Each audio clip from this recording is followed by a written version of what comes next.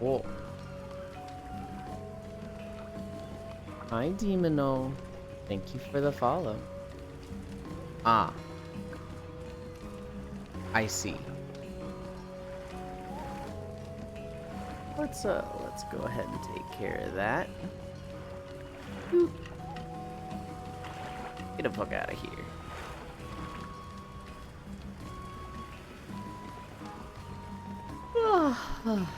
Okay. My smile. Hello, Elwo. Hi, Haxie. Hi, Ronmu. The follow immediately after hitting live. I probably should have been like, oh, that's suspicious. But I was like, whoa, that's just weird timing. What a coincidence. Hi, Zvi. And then the immediate, love your gaming Vine is like, I've read enough. I know where this is going. Okay. Subscribe to earn drops. This is my own channel. What? Whatever. Hi, Global. Octal is no more. Octal is fine. They're just in SS14. Where are we? We're gonna start stretching. Today's a sad day, everybody. Icy Fire. Saying hi before I forget the 20th stream. Icy, are you off today? Normally you're working at this time. Hi, Zuvi. You're not even subbed to yourself. That's not true. I am, because I can use all my emotes. In fact, I'm tier 3 subbed to myself, and I can use my tier 3 emote. Not that I have one uploaded, but...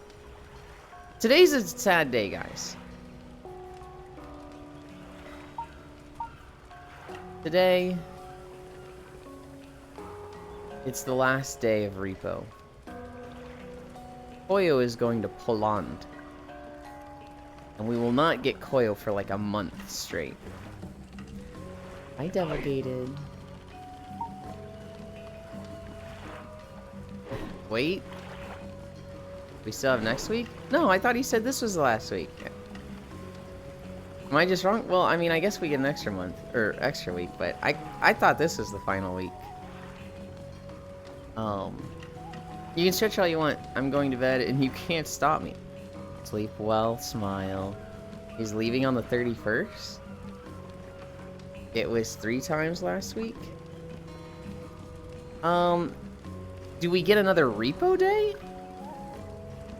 Let me see. I guess leaving on the 31st, we'd get the 28th. Oh. Well, never mind then. I guess I heard him wrong. Ewan is subbed to everyone because he is the second biggest sub. Listen here, buddy. My error is sad. Only second to Furisu. I delegated, sadly no, but when you start is my first break. Needless to say, I think it's a touch early for holidays. Wait, we still have next week. Octal is Super Saiyan 14. Yep, he sure is, Zvi. Ewan, it was 3 times last week. Next week. Now we got this week and next week. Hi, Trogdor. Hi, Techno. What do you mean it was 3 times last week? What? Morning, Lynn. I'm eating my big boy cereal. Now I got this week and next week. Icy. And you better tell Koyo if he does Jackbox next Friday, you'll join. I'm not gonna join next Friday. Huh? Yuln's news like onion article? Techno. 6 days till Yuln's 36. Where was I? I was doing this. We're doing this stretch. Or leg lifts. How have you added 2 years, Trogdor?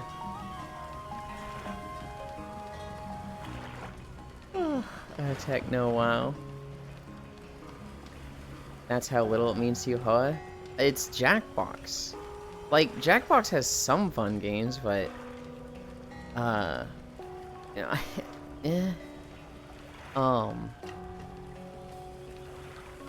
And then, like, I don't know. He's not gone forever. He's gonna be back. added. Yeah, I'm not turning 36. Oh boy, I'm excited for trailers today. Why would you be excited for trailers today? Huh? You're gonna be 38? What is going on today? Time to get canceled in Jackbox. Kyra, happy birthday, Elite. Jackbox more like resolute mind afternoon, am I right? What? He's not gonna be back if the Trump administration doesn't let them back in. He'd still stream though, right? He'd just get his stuff over there and start streaming from there. Wait, Elin is 40 already? He's gonna become a part-timer when he comes back, Elin. Oh, Parapat, Elin is 43. Hi, Ron. Happy 69th birthday, Elin. Oh, I love having a conversation with people about... I'm not gonna get this sassy. I'm not gonna get this sassy. We are too early in for me to be as sassy as the comment I was about to make. Elin turning nice and fertile today. Can't believe you restores tomorrow. Come on, Sassmaster. No, I don't want to start my day off with it. Don't have a goat, you're always sassy, femboy. No, I don't think I am. Strongdoor, sassy is my way of saying frustrated, and instead of being polite and funny and trying to be nice to people, just like taking shots at them. And it never goes well when I'm sassy. Sassy is always like, I'm done being nice and I want to upset this person. And it's too early for that. Hi, Cookie. That's what I do to you every day. You are trying to upset me? Obi Ramoland? Okay.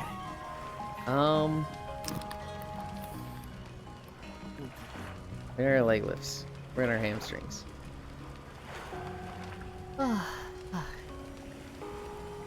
Elin, can I hug your buttland? Can you hug my butt? No. I'm gonna say no.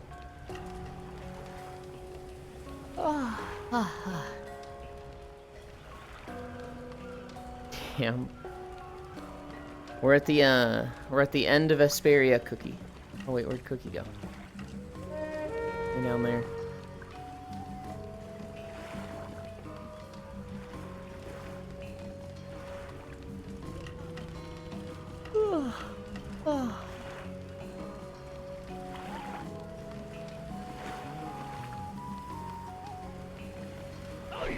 I swear.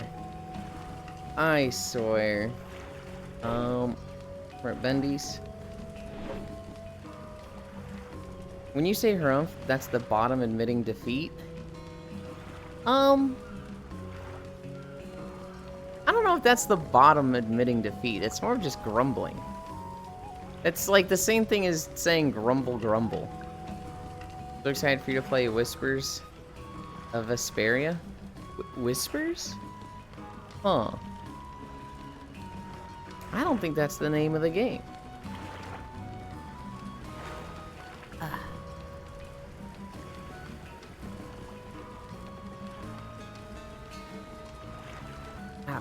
Ow. Ow. Ow. Ow. Should be soon time for this month's Civ update, right? I've stopped looking at Civ stuff, Zuby. It's just like... I don't know. I had fun with it when it came out. I feel like the best thing to do is just let it cook for a year. Where's Tales of Elin then? This is the Tales of Elin. This stream is the Tales of Elin thing. Next year for sure. It's... I don't know. It probably needs a DLC or two, Zuby, to not suck. I actually... Oh, I know where they went. They probably went exploring. But I was like, I looked away and Cookie just disappeared.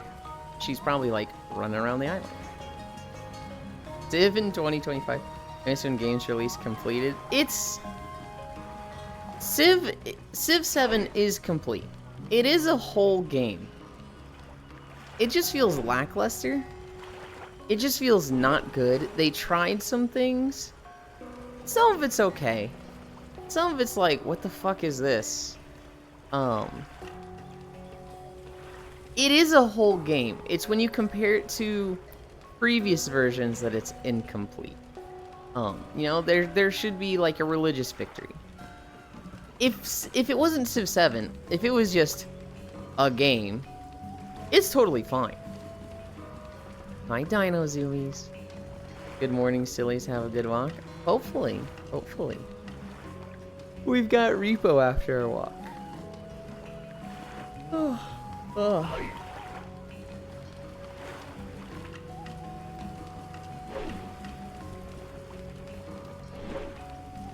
We also have a new video today. We have Eastern Plaguelands to walk through. I kind of just recorded all that yesterday.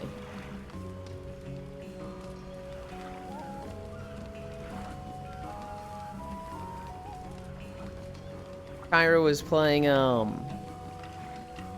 Helldivers After Tales. And I was kind of just hanging out in the call, recording Eastern Plaguelands. Wait, fuck it, Repo Day.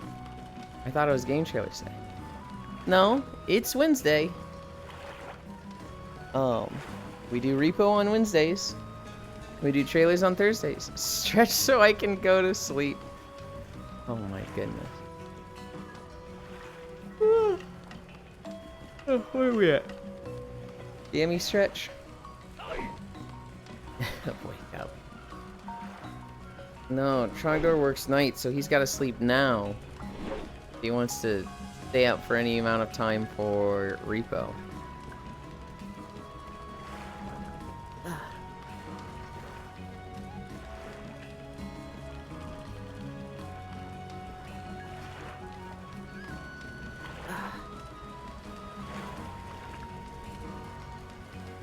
12 minutes in, no squats. Techno, you know that's good timing for us compared to usual. You know that yesterday I was literally at like 37 minutes when we got to squats. To complain about 12 is actually like, you're greedy. You're just greedy. Kin of Milo. The only time Yolan would play a game with you literally never asked to play games. You asked one time for Sunday, and I was like, I cannot this Sunday. You have not asked since. Dude, you guys are pushing my buttons today. You guys are actually pushing my buttons today. Holy.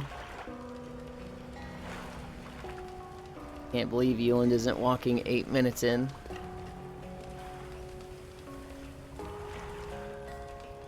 Oh, 13:30 start. But call him cute. It will calm him down. Alright, next Sunday, Risk of Rain 2. Sure, we'll play Risk of Rain 2 then.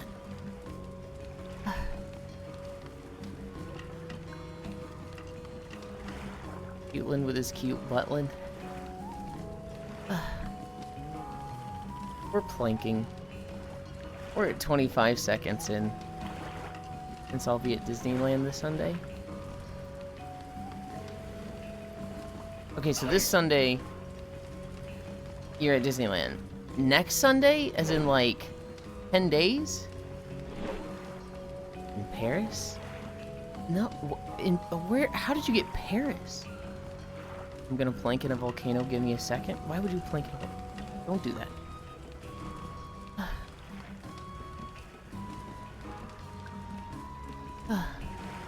Yeah, if that works for you. If not a day before. That sounds like a long time to wait.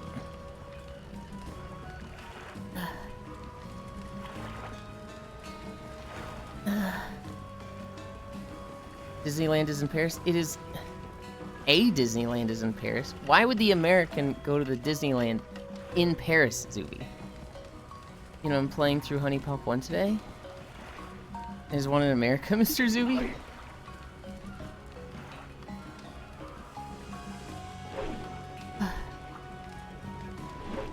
Maybe he is in Paris on vacation? This joke sucks, Zuby.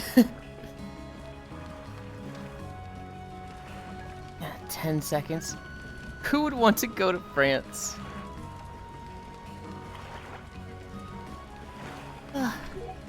70 seconds. You do too, man. Keeping watch streak while in Paris would be a struggle. 2 minutes down. 4 more centuries of planking. Hi, Foss. I was talking about you today in Kuro's chat because he was playing Hitman. And he got a fish. And he was like, can I just go through the whole game with a fish? Can I just do every mission with a fish? Oh my god, a Foss. Elf. 30 seconds.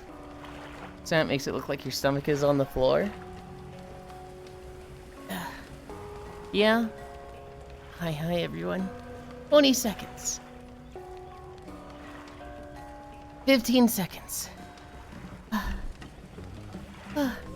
10, 9, 8, 7, 6, 5, 4, 3, 2, 1, 0.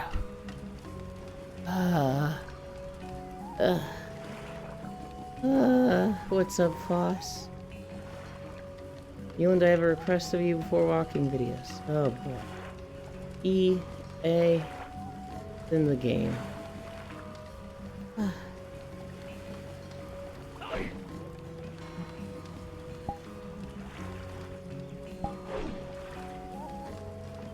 Hi, Joe.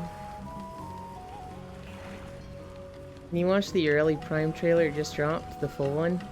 No. We will watch it tomorrow, Foss. Bird watcher found. Hi, Ganna.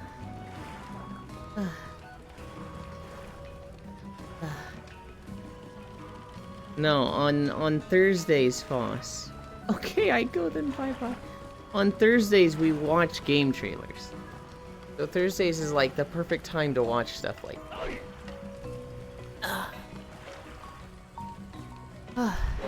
Did you hear about the 650-year-old roof that collapsed in China? I actually did. I didn't read too much about it. I didn't see that it was 650 years old, but I saw that there was a historical building. Hi, Smug. Oh my god, Ewan. Bye, Foss. Sleep well. Okay. You guys wait there. How come you didn't like the thing I DM'd you? I don't even remember what you DM'd me. Oh, the fucking Renamon thing? Because it's cringe. It's inappropriate to bring out in public. There's children there.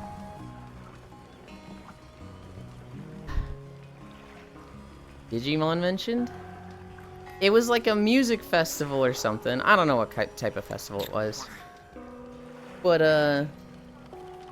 you know, it's a large crowd. And somebody brings out a blow-up Renamon sex doll. And they start passing it around the crowd like a beach ball. And it was like... who the fuck does this? It's funny that it happened. Somebody was at like a music festival, right? And they got a Renamon blow-up sex doll. Got like detailed tits and everything. And they start passing it around the crowd like a you know when they've got like the beach balls at a music festival and everybody's hitting up. It's getting passed around like that, and it's just like, why? No, the workout thing? Oh, that? That thing is an absolute hell no, because trying to balance on that, it was like a stepper, okay? For anybody, it was an exercise thing. Think like an elliptical, but micro size. One that's literally like, it's like a box with 2 pedals, and you would basically move on it like this. There is no way I'm not falling over on that thing, Trogdor. In VR, I'm like blindfolded. And so like, I'm falling over on that thing instantly. Hi, Smug. Okay, go then bye-bye. Get back here. Yo, Zuby. Another workout thing. Did you want to mention? Is that the Renamon with tits at the concert? Ha, seen it. Or Renamon is the Vaporeon of Digimon. Oh my god, crowd surfing Sextol. Yes. Yes. Let's get started. I grab this, I grab that. Come over here. I bring this up.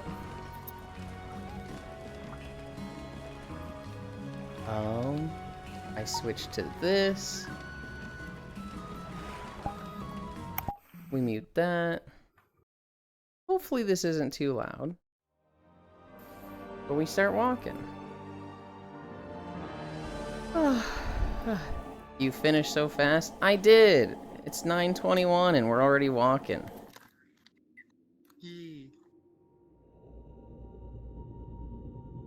This is Eastern Playlands. It's cause Den isn't here.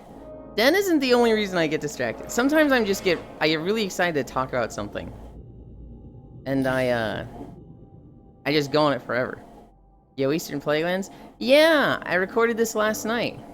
Alright, good night. See you at Repo. See you then, Trogdor. Summoning Den. You also have Repo today, right, Cookie? I do. Ioku. Mine's is much later than yours. Yeah. I've lurked either on you or Happy stream sometimes, but it's also like I'm usually asleep at that time because I don't get a nap on Wednesdays, and so when it starts, What's my tail? my camera's. I think I fucked up my camera angle today. Okay, if this is Also, here. my tail's fucked. 1 second. Okay.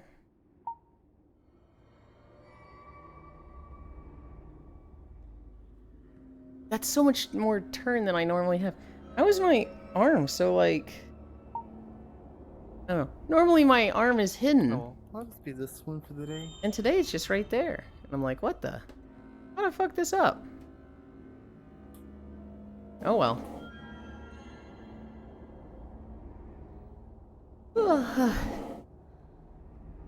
She just got super impatient with you taking so long? Who, Den? Also seems closer today? It depends, right? So if I have a lot of people with me at the start, I'll zoom it out a bit. If I'm doing Thursdays, so on Thursdays we watch game trailers, Gana. And I, don't want to cover up too much of the game trailer. I'll be a lot more zoomed out. Okay. I said it's no big deal. It's bothering me.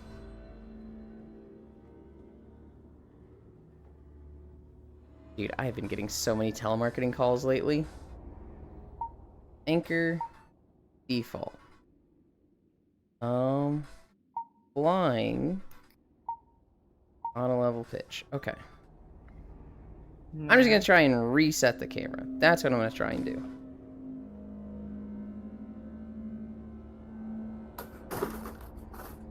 Also, why am I bending forward that much? Huh? Oh, I know why. It's there. You can't see my waist tracker. Okay. This should be better, right? No, this is the exact same angle as before. I don't know. Yeah, Den. I think the day before yesterday, feet. Den actually can't show up that much, Gana. She lives in New Zealand. And so her schedule is like crazy compared to mine. When she shows up, it's basically I can stay up to 4 a.m. I don't have work tomorrow. Hi, Ants. And she also walks with you, right? Yes. Oh, for real? Yeah.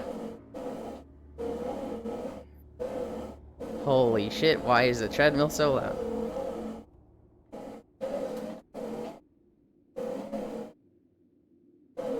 I'm having a day, guys. I'm having a day where it just feels like everything's going wrong. I got interrupted at work. Did you like today's image? Nope. I didn't even comment on it. I didn't know she was Kiwi. Yeah. I've got... My community's kind of all over the place. It's like 40% North American, and then it's like just all over the world. We've got quite a few Australians and Kiwis. We've got quite a few Germans, and quite a few Finns. Yeah, for real, it's wild. Anything connected to VRChat just kind of does that, because VRChat is such a, like, melting pot of cultures. Ew, Australians worse people? You know that's not true. You know that's not how it works.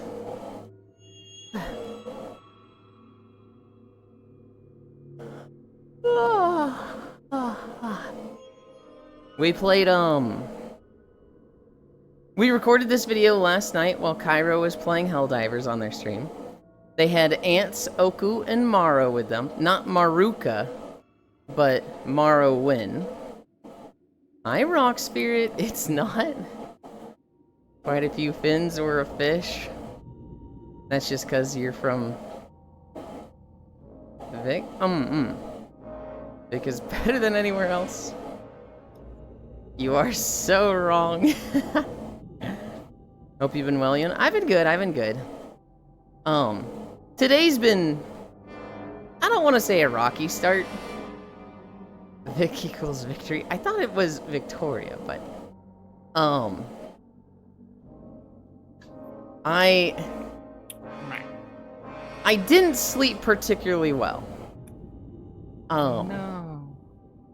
I woke up with a small headache. And... I don't know, today's been one of those streams where, like, you guys are doing the exact same thing you do every day, but for whatever reason, I feel like I have less patience for it. And I'm kind of sitting here like, why? Why am I so thin-skinned today? Why are things pushing my buttons? Lamau, WA, get the fuck out of here. A rocky start. Victoria, autocorrect. Gotcha.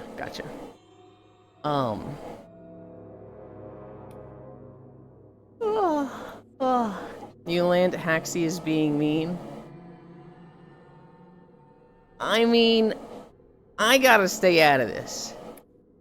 I've never even heard of WA in Australia, so I can't, like, weigh in on this. There's a reason 90% of the population there is fly in, fly out. But now I'm at work and breaks over, so I'm off. I hope work goes fast, Ganna. West Australia? It's literally half the country? Oh. All I know about West Australia is Perth. And, like... I don't hear good things about Perth. Hour left, so hope so too.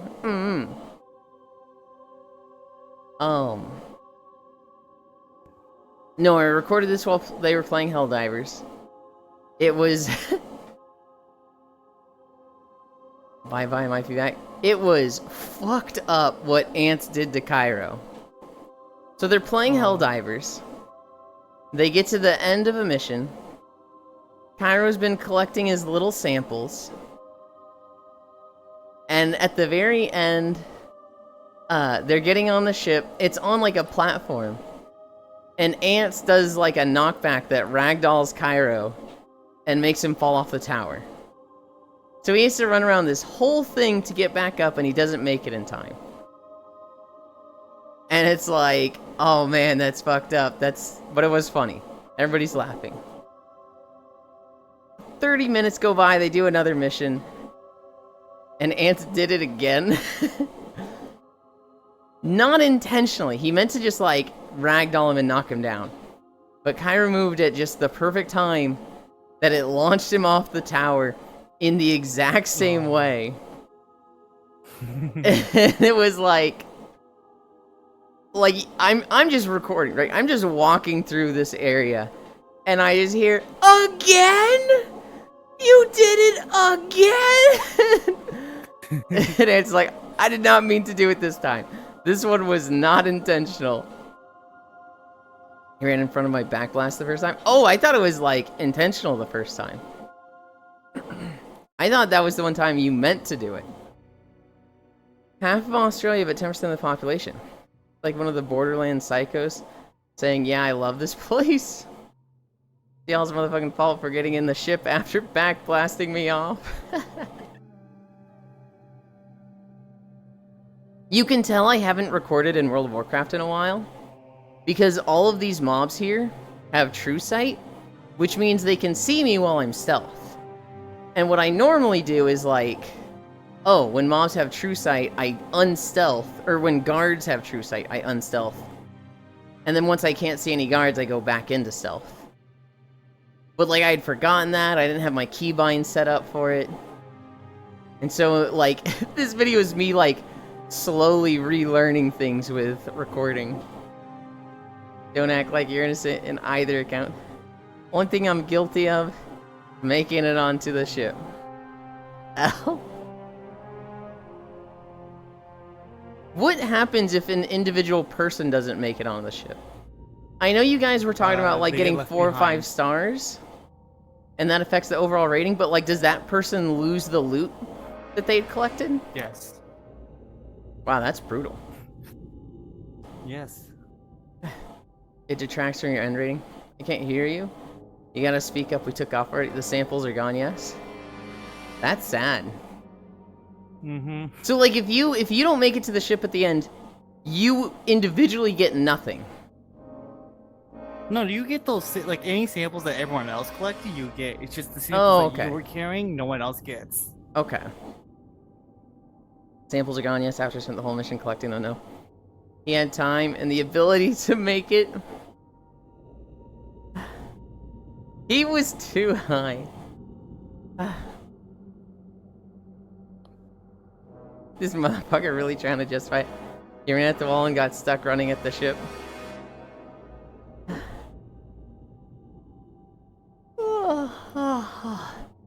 Bro is so mad. 12 hours later.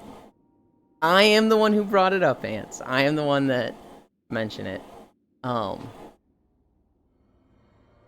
I was giving you content, be thankful. It is 2 very funny clips.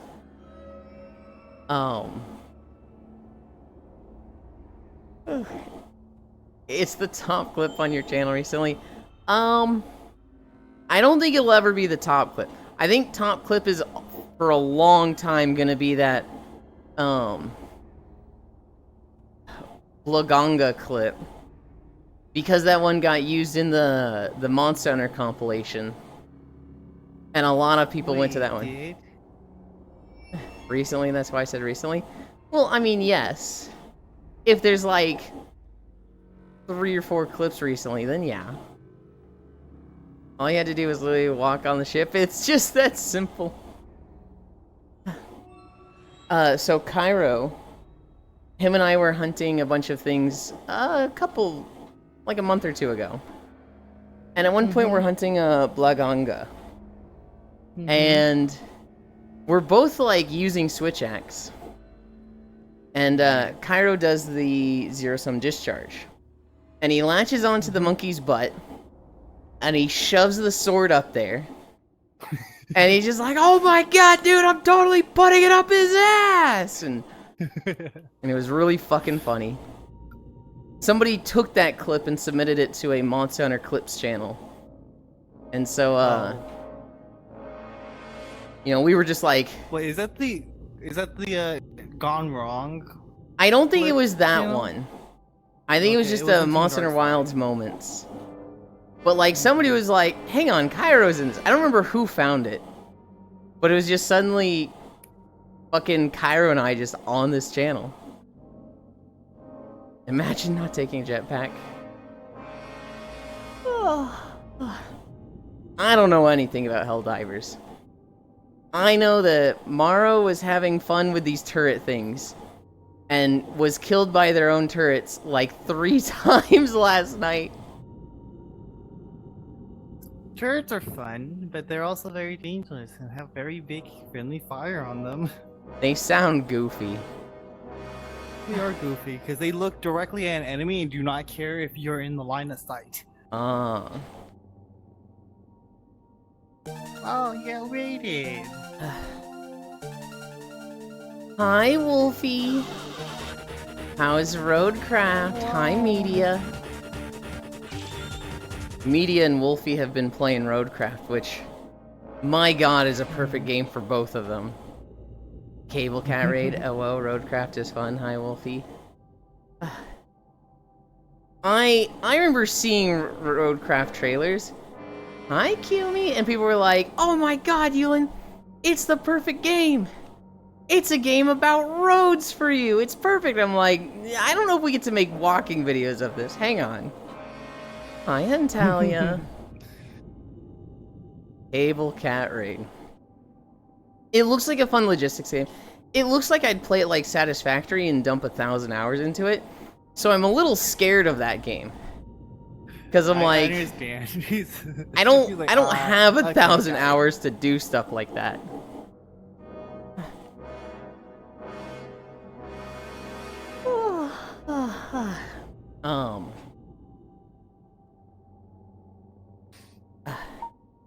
Oh, wait, no, not this one. This one. Good job today, Wolfie. And you too, Media. I know that you were streaming with Wolfie, and then you raided them earlier. Thank you for the raid. I really appreciate it. Mwah. And then this one's for Media. Mwah. Oh, wow.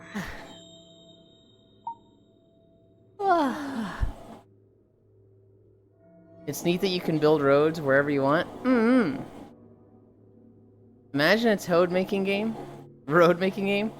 You can have 20 other people in. You're just the foreman ordering people around just to find out you pay them minimum wage. Holy.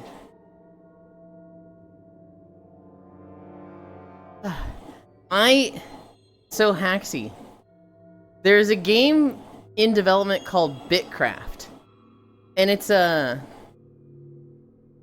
like player-driven economy MMO. Think of like RuneScape, but only crafting skills, and there's like 100 crafting skills.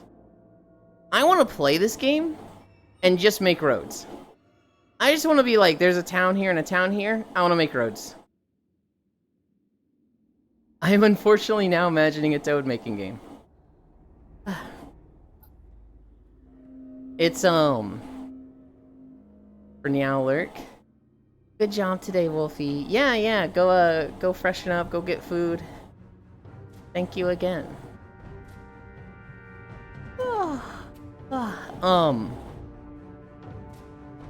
Bitcraft is like when players start spawning in, there's nothing. There's just the wilderness.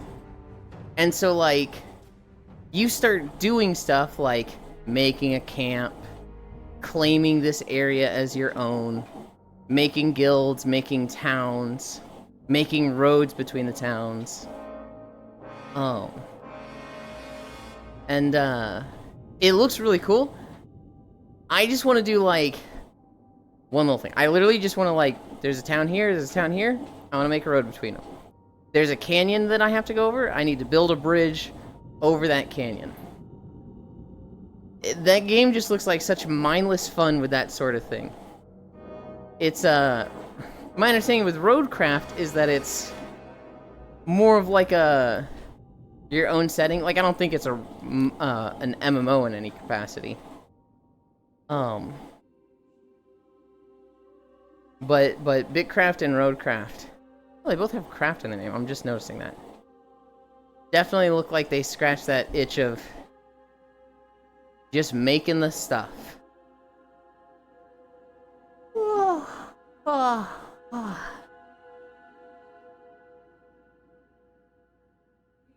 I'm just a material farmer in every game. I, for some reason, just never play with builders. You can do that in Bitcraft. In Bitcraft, you could just, like, be a fisherman. Or a miner.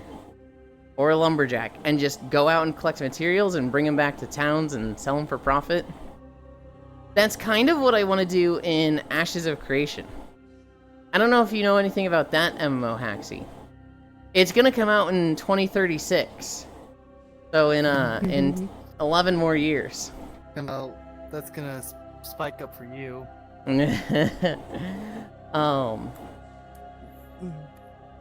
In Ashes of Creation, they've got their node system, right? And you can have up to like 6 capital cities in the game. And resources are zone-based, right? So if you're in the northeast, you can find copper. If you're in the southeast, you can find iron. If you're in the southwest, you can find cobalt, you know, things like that. And so what I'm very interested in doing is like doing a bunch of mining up here in the northeast and then running like south.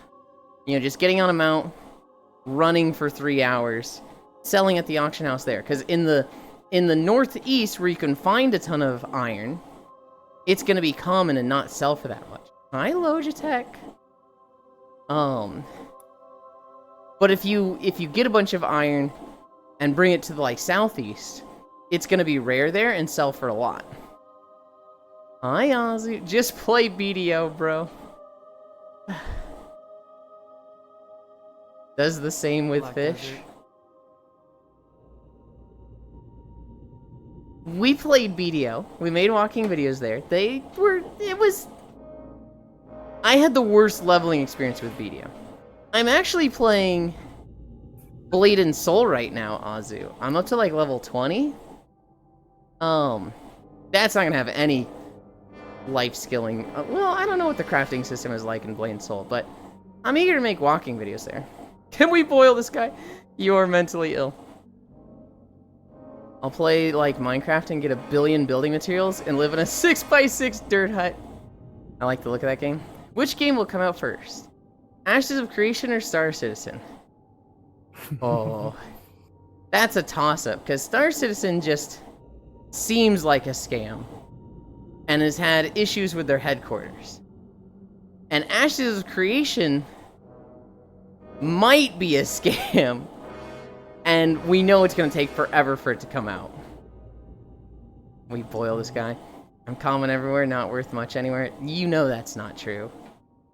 Oh. But you can actually play this game. Technically, you can play Ashes of Creation. You just gotta buy the $200 developer pass or whatever. Yeah. The founder's pass. What were you gonna say? Yep. I wasn't sure if you talked about if you saw that Friday the 13th game is actually coming back. I don't even know about this game. Oh, it's the Jason game. A lot of like YouTubers played it, and it was just like, think of it like Dead by Daylight, except it's extremely killer-sided, where you have one killer and like 8 people trying to escape the camp. This sounds like something I would never care about. Yeah. Hi, Warclaimer. The reason I was talking about is because the game closed because no one was playing it. Mm-hmm. And they also lost the rights because you know how Friday the 13th is a very hard license to get.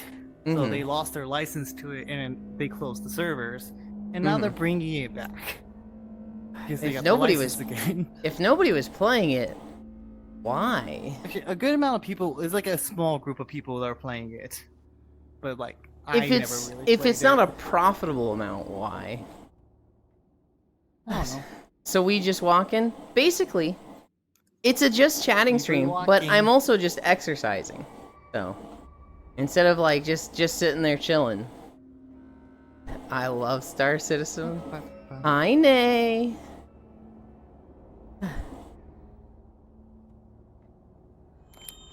No ASIM is profitable except Dead by Daylight. There's a reason they all die. Hoi hoi. Even Texas Chainsaw is killed. Had a great time yesterday in Star Citizen. Very fun. I was playing Tales of Vesperia yesterday. And then I was recording Yeah. this video. And then I played Blade and Soul Neo. Which... Blade and Soul Neo was really... Well, Blade and Soul was really fun when I played it like 10 years ago or whenever. Playing it again, it's been weird, like...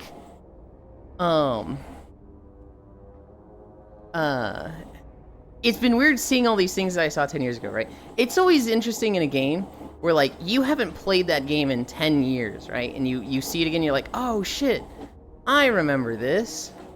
I've been getting a lot of that with Blade and Soul lately. I was at the Black Ram Narrows, which is like this, canyon thing that has a bunch of these, like, bridges in the walls. And at the bottom, there's a boat that has a big story moment. And I was there this morning, and it was like, holy shit, I remember this 10 years ago. I've been learning SC for a bit, pretty fun. What does SC stand for? When it's not shitting itself. Should walk around sword fights on the heights? Or could just be too old, who knows? Oh, Star Citizen?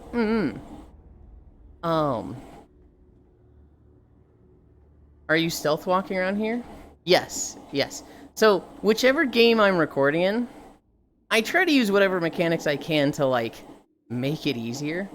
So when I'm recording in World of Warcraft, I'm playing a rogue, and I'm stealth. I have a macro that will use stealth if I'm unstealth. If I'm already stealth, it won't do anything. And so, like, every 20 to 30 seconds, I'm just hitting that to make sure, you know, I'm not walking around unstealth, because I can't tell if I'm stealth or not. If I start seeing something attacking me, I use Vanish. I have talent set up that Vanish has a low cooldown, and I've got 2 charges of it. World of Warcraft is a pretty easy game to record in. Oh my god. Hi, Axel. Glad to see you're doing well. Oh my gosh. Well, that's 12 incline.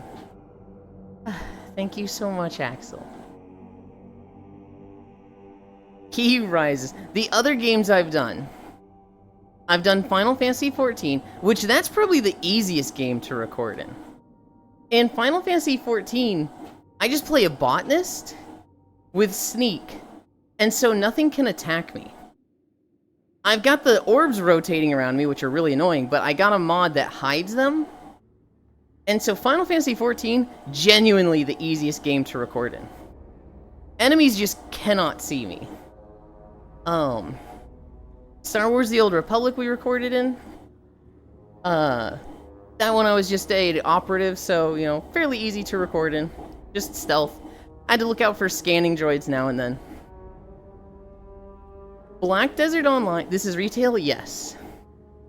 Black Desert Online and Guild Wars 2. Those games don't have stealth classes. You cannot just play something that's permanently stealth. So, I hated recording in those games. More so Guild Wars 2. We're here in Season of Discovery a lot now. You know, I've actually been playing a lot of Season of Discoveries, Nay. I'm like level 28 on a rogue. I don't really know why I'm playing it so much. I think, okay, here's the thing. Season of Discovery is probably the most fun I would have in WoW. I like retail. I like the aesthetics. I like the model update. I love the trading post. I hate Mythic Plus Dungeons. Mythic Plus Dungeons is just like... I don't like doing these. Hi, honey. I really like raiding in WoW. The problem with raiding in retail is that if you're not doing Mythic Plus Dungeons, you're behind in raiding. You need to be doing dungeons to do better in raids, which is so frustrating to me. I don't particularly like Classic WoW, because while it's got a very, like, fun raiding experience to me, there's just so much tedium and arduousness to Classic WoW that's, like, not fun. I also really don't like the class balance in Classic WoW. Season of Discovery is, like, the perfect balance. It's got reading. There's no Mythic Plus. It's got the class balance I like. The problem with Season of Discovery is that it's just baked into Classic WoW. It's ugly. It doesn't have the model updates. It doesn't have transmog. It doesn't have, like, a lot of the just polish that retail has. I would kill for a Classic Plus experience, Nay. Something more than Season of Discovery, which is just Classic, but with runes tacked on and new raids. I would love a re-release of Classic with updated models. Do all the raids and dungeons of Classic WoW, but like a revamped version of them that's balanced around more new stuff. A complete redesign of all the classes. Make it so that, like, Rep Paladins are viable. Enhancement Shamans are viable. Things like that. Give Shamans their tanking spec. Things like that. They are in SOD. I know they are in SOD, but it's very much like... It feels very tacked on, right? It's like the old system and runes just feel like a band-aid over it. Like, the talent trees are just still awful in my eyes. The talent trees are just like, what the hell is going on with this thing? The level 31 talent in each tree, it often is just so bad. Like, the rogue talents, I look at those and I'm like, what the hell are these? I love the talent trees. I love how stupid they are. Oh my goodness. I would love a more polished Classic Plus. I think Season of Discovery is really good. It just, to me, it feels like a gimmicky game mode. It feels like a bonus event of League of Legends. Where it's like, hey, we've got Nexus Blitz. It's this new map, this new style. It goes really fast and everybody likes it. But, like, there should be a more complete version of it is what I want. That being said, if I was playing WoW a lot right now, I think Season of Discovery would be the version I like the most. I've been leveling that rogue. It's a troll on the server Crusader Strike. I thought about leveling on Wild Growth. There were two guilds that I was, associated with. There was Nyx Wars Guild, which I don't know how much he plays Season of Discovery. I don't know how much his friends play. But they were trying to get me to play Season of Discovery a little bit. And that's on the Wild Growth server? Oh. POH Nyx? Oh, Pognix. Yeah. Nyx War. I don't know how much Season of Discovery he plays. I know he has friends that play. And then on Crusader Strike was Aki Wu and her guild, the Astronauts. And so, like, I kind of just went with the Crusader Strike server because it was like, well, let's see if I actually get to max level. I'm like, no, I actually do want to raid. I am having fun. I'll be on a server that has that. I'd prefer to level on a PvE server. PvP is scary. But I'm a rogue, so I can kind of just stealth away from whatever I want to. I think if I was playing on the PvE server, I would probably not be leveling a rogue. I would probably be doing Melee Hunter or DPS Warrior. But Season of Discovery is cool. It's been fun. I've been struggling the last couple days because my rogue has just trash daggers.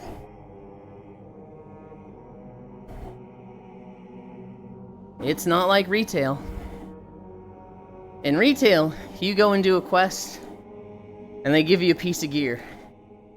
You are constantly just wearing new gear, and changing it out and getting new stuff. You get 3 weapons a zone. It ain't like that in Classic. I recommend checking out Simonize's Discord for yellow name tips. What are yellow name tips?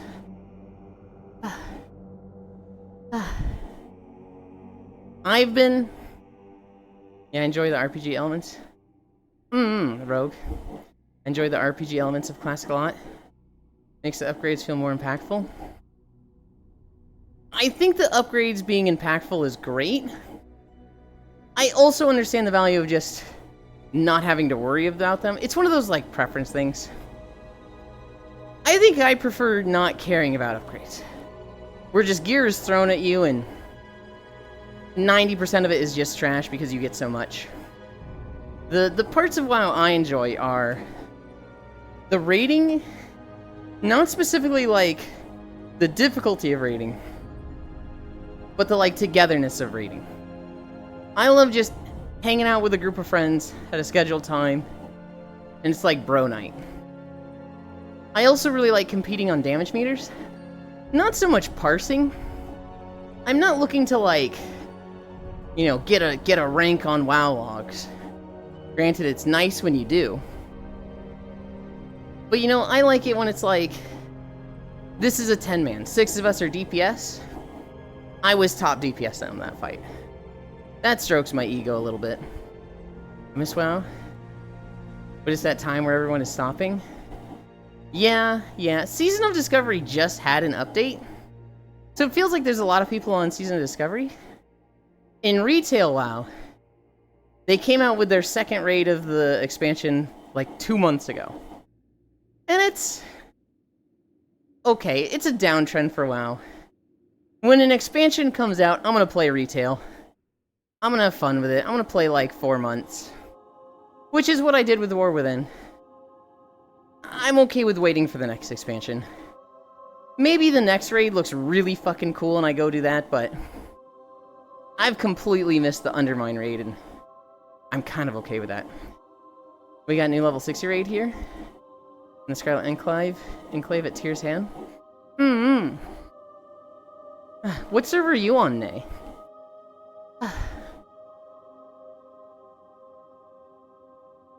Also, we're at 1.5. EU? I see. I wish the boundary between EU and US came down. They've been doing that with so many things lately, right? Cross-faction, cross-server, cross-guild stuff. It's been really nice in that regard. I love them to, you know, combine some of the regions. Or at least make it so that there's a little bit of overlap so it's easier to play together. Oh my god, Axel. Why? Why have you done this? I don't particularly like talking about money too much. I pay my parents $400 a month in rent. Gotta make you work for it. I pay my parents $400 a month in rent. I don't understand the logic of this, but my father has said, if you make more than $1,000 a month, your rent will go down to $250. So if I make $900, my rent is $400. If I make $1,000 that month, it's $250. I've never hit that. But I'm kind of like looking at this month, be like, oh shit, am I going to? Oh my god. Wait a minute. Hi, sleepies.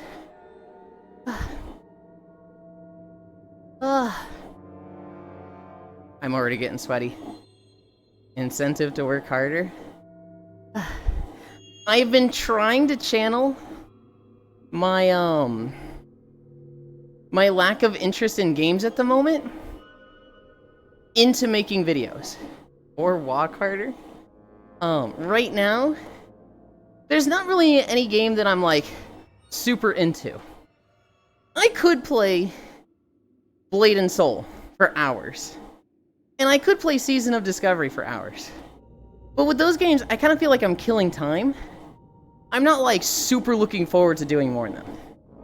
I'm kind of just like, I'm bored, I could do this. And then I have fun. I'm trying to like do more video stuff. And ramp up the videos. The other thing that would be very, very productive of me that I've been mega dragging my feet with is avatar work. I really need to get back into avatar stuff. And Oku is just sitting there like, yeah, just let me know. It's been 4 months, idiot. And I'm like, 24-hour walk, fuck you. I have a funny story about 24 hours. Maruka Co. Are they still live? Do I not have... No, I do. He's no longer live. Maruka was streaming Red Dead Redemption 2 yesterday.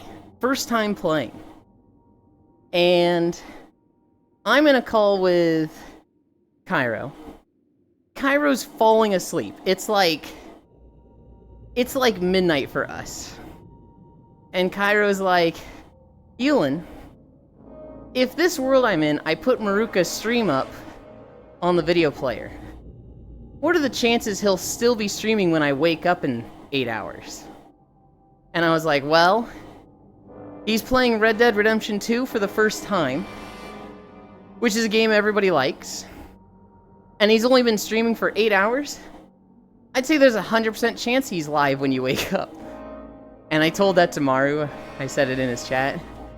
And Maru's like, no, it's not a weekend. It's a weekday. We don't typically stream that long on weekdays. You joke, but we're not going that long today. I wake up this morning. Motherfucker has been live 18 hours. Uh-huh. Yeah, Maru. No chance you go that long today. Bro cannot stop himself from streaming for like double-digit hours. I need to learn avatar work, but I can't ask people for help. Oh, yes, you can. You absolutely can, Haxie. That's how they all learned. That's how I started to learn. You just sit with them in a call. You just sit with them. They do whatever they're doing, and have like a stream of your avatar stuff open. And you ask them a question, and they tell you this. That's how they all did it. I hate it too, Haxie. I hate asking for help. I hate being like, hey, dedicate a lot of your time to just sitting with me. But literally, they have all been there.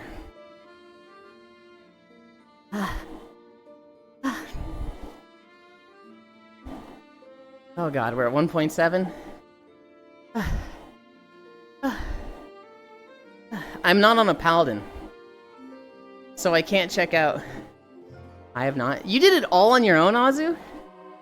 You just like looked up YouTube stuff and learned all by yourself? That's why my shit always scuffed. Okay. I don't see it as scuffed at all, Azu. I think your models are all really pretty.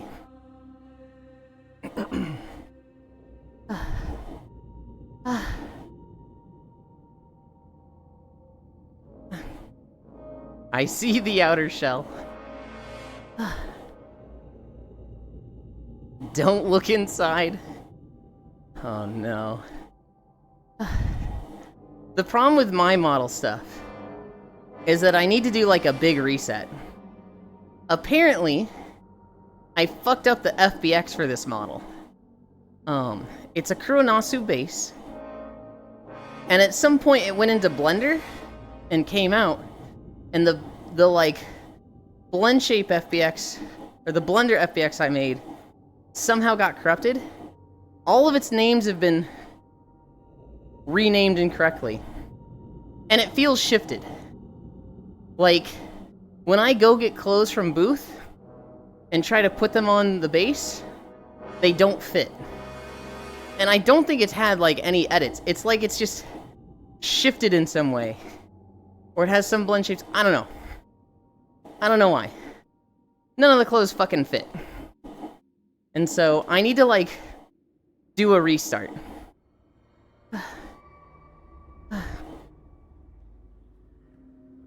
Also, I am fucking thirsty.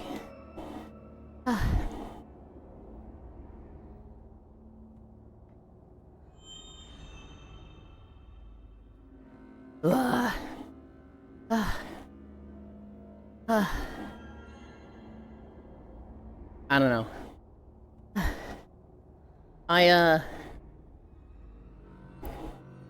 I'm eager to get Avatar stuff started. I just need to start. I don't know if you guys are like this at all. I'm extremely momentum based. It's why I never take days off for the stream. I like to keep the momentum rolling. And so, like, with Avatar work, the longer I haven't done it, the more difficult it is to get it started again. That happened to me once. I restarted from scratch and made 10 different backups. I have, like, 10 different backups. I just think they're all corrupted. I just think from the very beginning they've been messed up.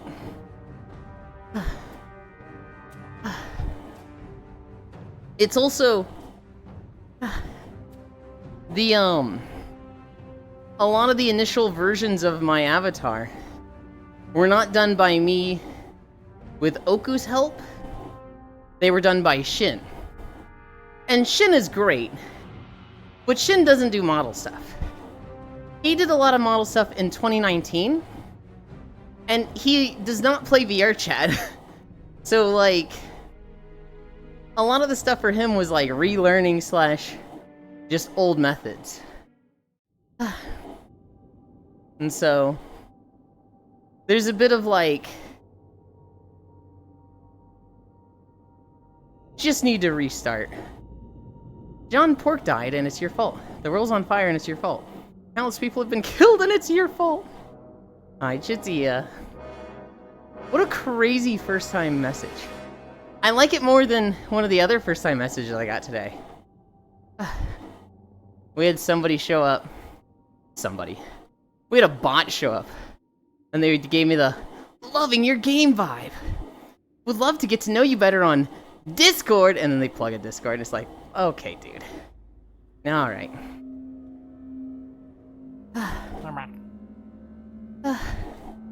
What have you been playing, Cookie? I assume Helldivers? No. I've been playing Oblivion, Expedition 33.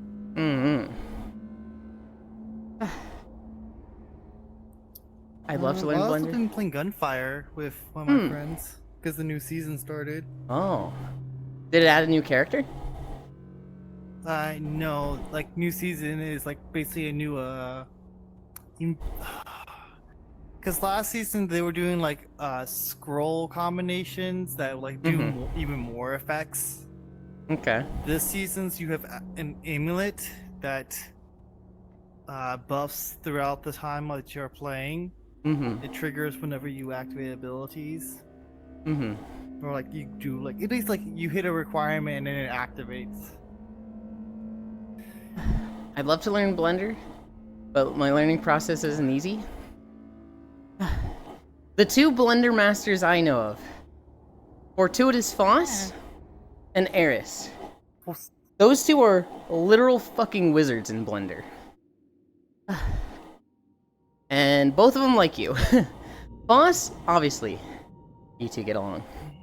Eris, we were playing Tales of Vesperia one time. Your Blue Twitch came up, and they checked it out, and they were like, yo, this girl's... Not your Blue Twitch, your Twitter. Yo, this girl's thigh pic's kinda nice. So, you know. I ask stupid questions, and people either mock me, or make fun of me, and that stuff just makes me quit. What assholes have you been learning with?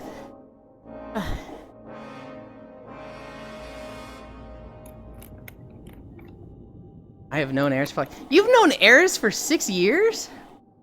God, Eris knows everybody. We have met IRL? I didn't know that. I should have.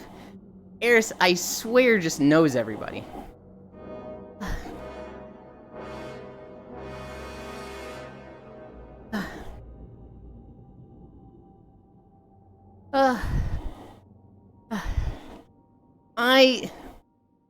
I can't see Foss or Eris making fun of you like that. If they did, it would be them trying to be funny and just failing at telling a joke. I can't see either of them being malicious with you, though.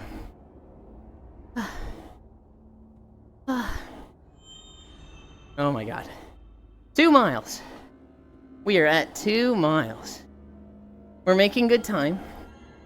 We need to get to 5 miles before repo.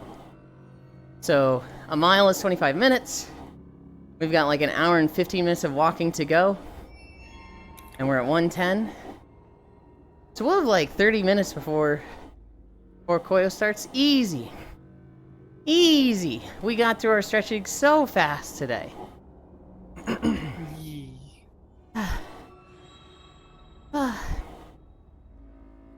No, Season of Discovery.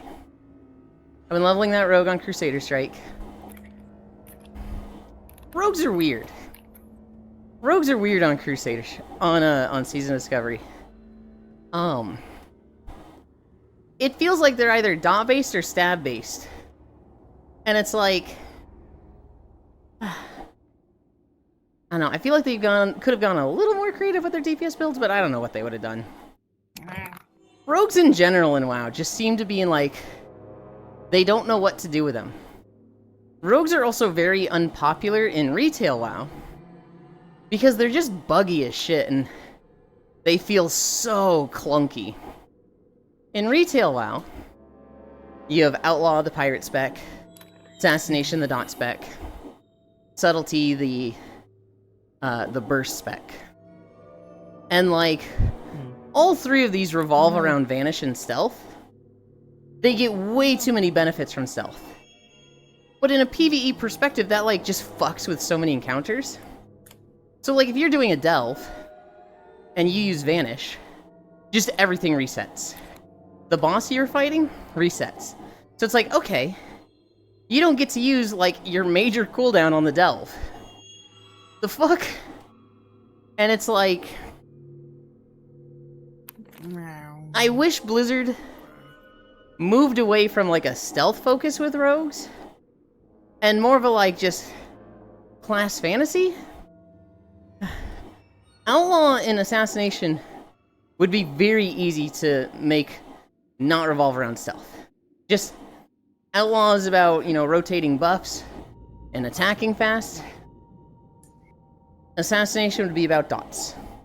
That's simple. Subtlety, which has always been based around stealth and Shadow Dance. I feel like they should make it a Mesmer from Guild Wars 2. I feel like it should be about making shadow clones and maintaining those. I think that would be fucking awesome. Hi, Kyle.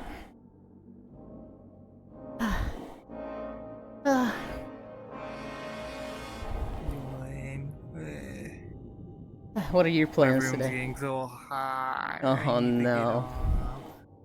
Shockrail has been dealing with that. Shockrail normally does a lot of exercise on Mondays, and she just can't right now. It's so hot in Switzerland that she's just like, we're not doing exercise days. Because if she does, yeah, like her room gets like hot and muggy, and it's like she doesn't want to be in her room for the rest of the day. So she's like, yeah, I just can't exercise in my room right now. Yeah, my room's like that right now too. Florida is like burning up right now. I'm dying. What's the temperature outside? It's gonna be funny. Bro, it's gonna get up to like 95. Gonna be funny when they give you what you want and you can't make walking videos. I want rogues to have stealth enhance. I just don't want like a huge portion of their power to come from stealth and getting benefits from coming out of stealth. I want rogues to have stealth. See you later, Yulin. Bye bye. Hope it cools down for you. I know. 12 days off starts in 3 hours. We'll try to walk all of them. Hell yeah. Isn't Florida that normally set to broil? If there's one thing about Florida, it's that their weather can change at the drop of a hat. Hi, love. In Florida, it can be hot. It can be humid, muggy, you're fucking boiling. It's 95 Fahrenheit. And then you blink, and it is just pouring rain. It is a deluge of water. And then, like, 10 minutes after that, it stops. And it's back to being dry, and hot, and humid. And then it's got, like, strong winds, and it's not really hot, it's, like, cold. And you're like, dude, fucking make up your mind. Florida, I have been there twice, I think? I've been there once or twice. I don't remember. It is like... I've never seen a place where the weather changes faster. Florida sucks. Live there, never again. I've been there twice. I've been there once for a small family reunion. I went there with my grandma and grandpa and my uncle. And then my parents have their house down there, which I've been to once for a week. Freya, we have incline. I'm sweating and tired, and I don't get a nap today. And I thought today was the final repo day, but I think I heard wrong. And so Koyo is going to be leaving the 31st, and we get a repo day next week, I think. I'm tired. You do this to yourself? Nuh-uh. It's all Axel's fault.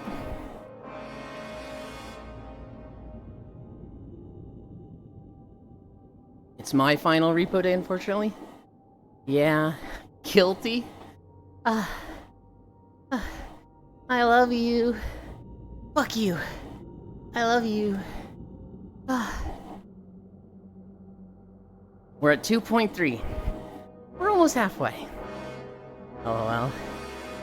Yes, but you put the incentive out there? That's not my fault. I have to. The treadmill has an incline function. I can't just not utilize that incline function. Fiction notice was posted yesterday. Got 1 week from posting. Eland. Yes, that's me, Freya. Hi. I refuse to take responsibility.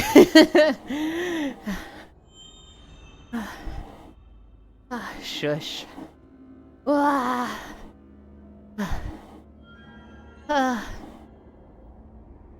We've got repo today. We played Tales last night. Hi, Divana. We didn't actually do much in Tales. I was actually thinking about, like, what did we accomplish yesterday? It was like 2 hours of just story cutscenes. We did one fight at this new town called Arnion. And other than that, we didn't do any dungeons. We didn't do any, like, bosses. We didn't do any side content. We literally just did story stuff. Metal Gear. Hypixel. A town called Onion. Arnion. A-U-R-N-I-O-N. Kinda close to Onion, but not Onion. Arnion. Onion. You're banned, Pixel.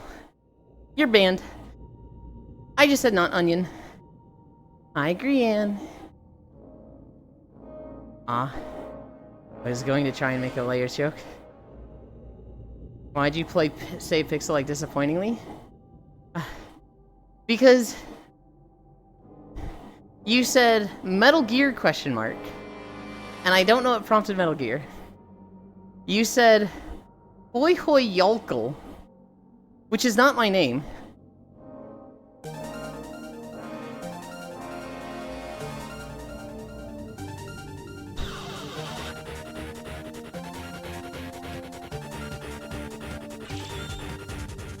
Motivation. Oh, hold on. What?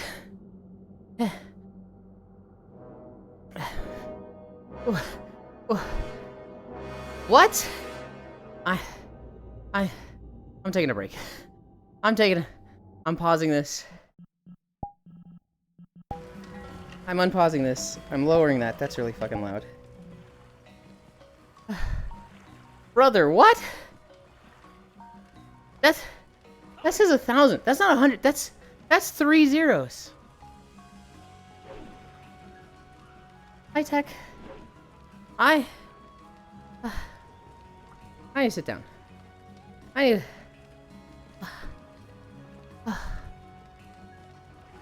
What? I can't believe this. Houghton, how are y'all doing today? Blush, no TTS. That's me misspelling y'all. Lamau, what? Oh, there it is. Onio. Motivation. Axel, just fucking cuz. Buys that 40 incline treadmill. So you get the ret discount this much. I got you.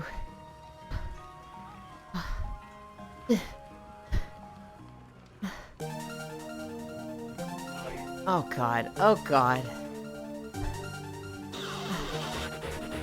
Yulkins. Hoi hoi waiters. Nothing bad happens. Start walking. Kuro, I sit down for a moment. Somebody who's been very, very nice to me. And it's like, it's overwhelming. It's hitting really hard. Kuro, this is the Monster Hunter 3 town. This is a town from Monster Hunter 3. Called Moga Village. I gotta go 10 miles as thanks. Never played it. You'd hate it, Kuro. I'm like panicking. Oh my god. It's a great game. It's one of the old Monster Hunter games. It's probably the breakout game in the West that like a lot of people that are like veteran Monster Hunter players in like North America and EU. This is the game they started with. For me, it's this game. I got distracted, Kuro. Thank you very much. I really appreciate the raid.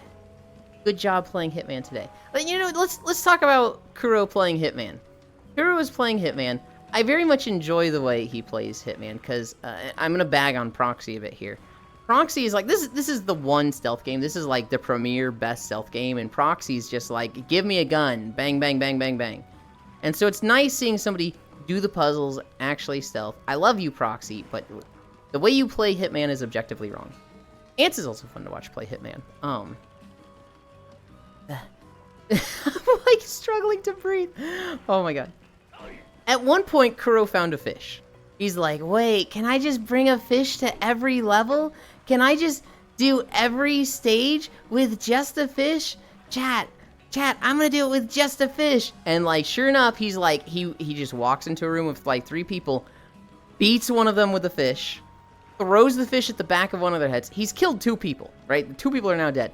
The 3rd person is running away, and Kuro literally just calmly like walks up to one of them, just like struts up to them, picks up his fish, and without even looking, just, you know, whoosh, throws it that way and beams the guy in the back of the head. It's like... This game was fucking made for killing people with a fish. It's so funny. No, Kuro, Monster Hunter. Monster Hunter 3 is very good. It's the old style games. It has so much quality of life and polish that is not there that was in Wilds and World and Rise. That it's like... I personally hate going back to old Monster Hunter games. You know, when it's like, hey, go do this mission, and you're like, great, can I buy some health potions? And they're like, buy health potions? We don't fucking do that here. Go out in the forest and pick herbs. And like, you gotta run around for an hour picking herbs. And it's not just like, you know, Monster Hunter Wilds, Monster Hunter World. In Monster Hunter World, you run by an herb, you fucking scoop that shit off the ground. In Monster Hunter Wilds, that shit's 50 feet away and you're like, you know, claw shot as you run by on your way to the monster. There is no time lost collecting resources in Wild.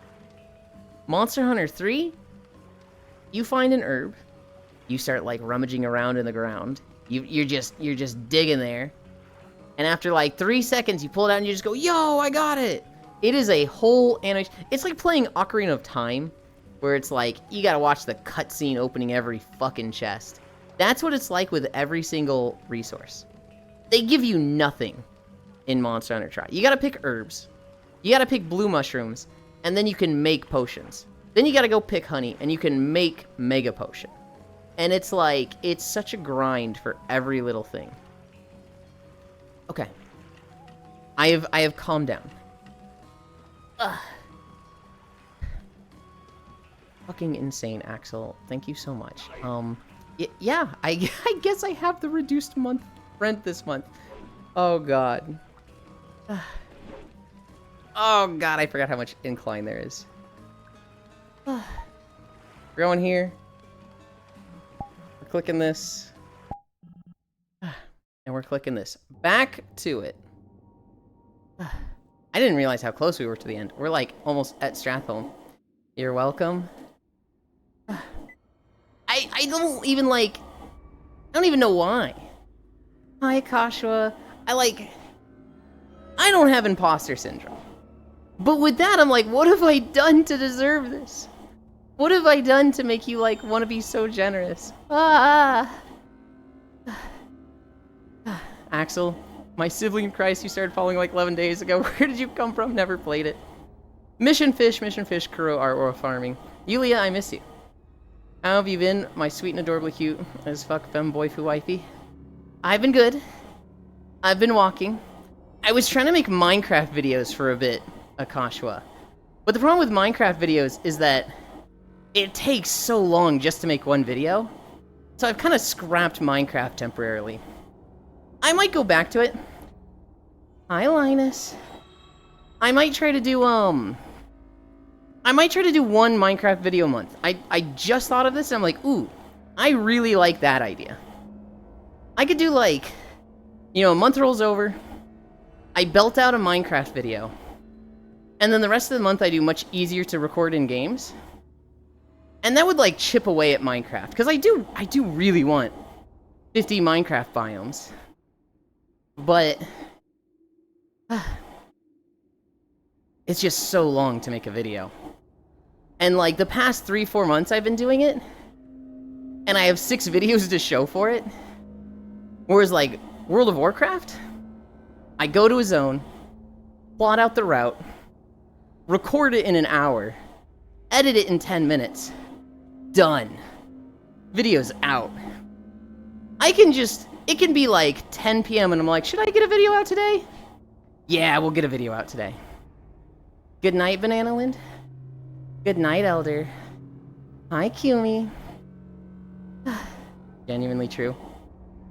Mining. I'm New Monster Hunter. You can mine 5 times in the time it took to get 1 ore in the older games. The worst thing, Haxie, is mining picks breaking. In New Monster Hunter. Okay. I thought you were saying this was your first monster because you're new. I'm like, wait a minute. I remember playing Monster Hunter Tri, going to the volcano, 5 golden pickaxes, 5 iron pickaxes, 5 old pickaxes. You go to the volcano, you're hunting relic weapons and charms, and you crack open that first, iron deposit, and it goes, your gold pickaxe broke, 4 of 5 left. And you're like, are you fucking kidding me? On the first one? The first hit? That was like a mood ruiner. That was like, I don't even want to be here anymore. I don't want to mine right now, I'm going home. That shit was so awful. In World, they took out bug nets. They took out mining pickaxes. They took out fishing rods. They made it so it's just a tool you have on you always. And god, that was such a good change. I remember in World being like, oh man, I want to mine, but I don't have mining pickaxes. And a friend being like, just hit it. What?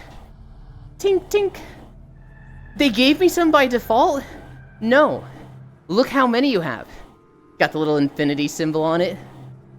You just have unlimited pickaxes? Yeah, bro.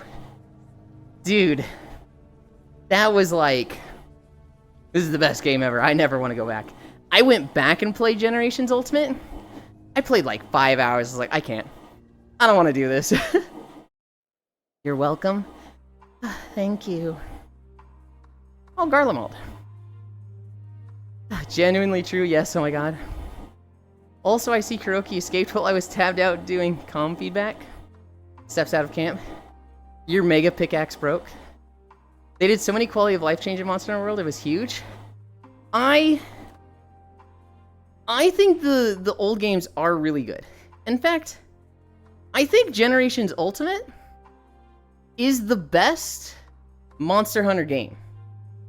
It is the one with the most content and the most features. And I don't know if I'm gonna say the best balance, but like Generations Ultimate has so much stuff in it that for me it's hard to say it's not the best Monster Hunter. But like, man, you drink a potion and just do the Superman pose and get hit. The monster knocks you back with a tail swipe and you go into a loading screen. And then you go back in. And the monster goes through that, so you go back in. You've done 3 loading screens at this point. The monster does a tail sweep and you go back to the first zone. It's like, brother, I hate this guy. Just some of the, like, the systems of gaming at the time. You know, the load screens, the stopping to pick up materials, stuff like that is not fun to deal with, and I don't want to play Generations Ultimate. That sounds horrible. It is. It is. Kuroki, if you know Wandering Wolf, he plays Generations Ultimate a lot. See if you can catch one of his streams playing it. He loves it. He was excited with Monster Hunter Wilds for the sole purpose of getting people to play Generations Ultimate with him. He's insane. Loving Wilds as well. I 100% want an almost untouched port of OG Monhun. Don't have the console to play Monster Hunter Generations Ultimate? Yeah. Yeah, if they put Generations Ultimate on Steam, I could see myself buying it. I could see myself playing it.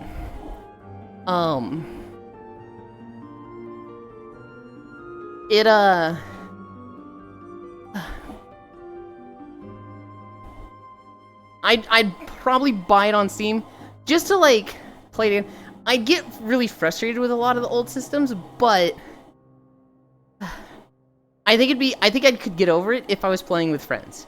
If I was playing with like the co-op accessibility that World and Rise and Wilds have, I'd probably play it. Each zone with a loading screen? I hate that, Haxie. I've met somebody that's like, this is good, I like it. And I'm like, why? Hope you had fun on Hitman, by the way, Kuroki. Mostly people who joined in from 3rd or later games. The bitch about Wilds being easy to suffer the awful OG balance. I love Generations on PC. I'd play a PC version of GU, yeah. Each zone, fish.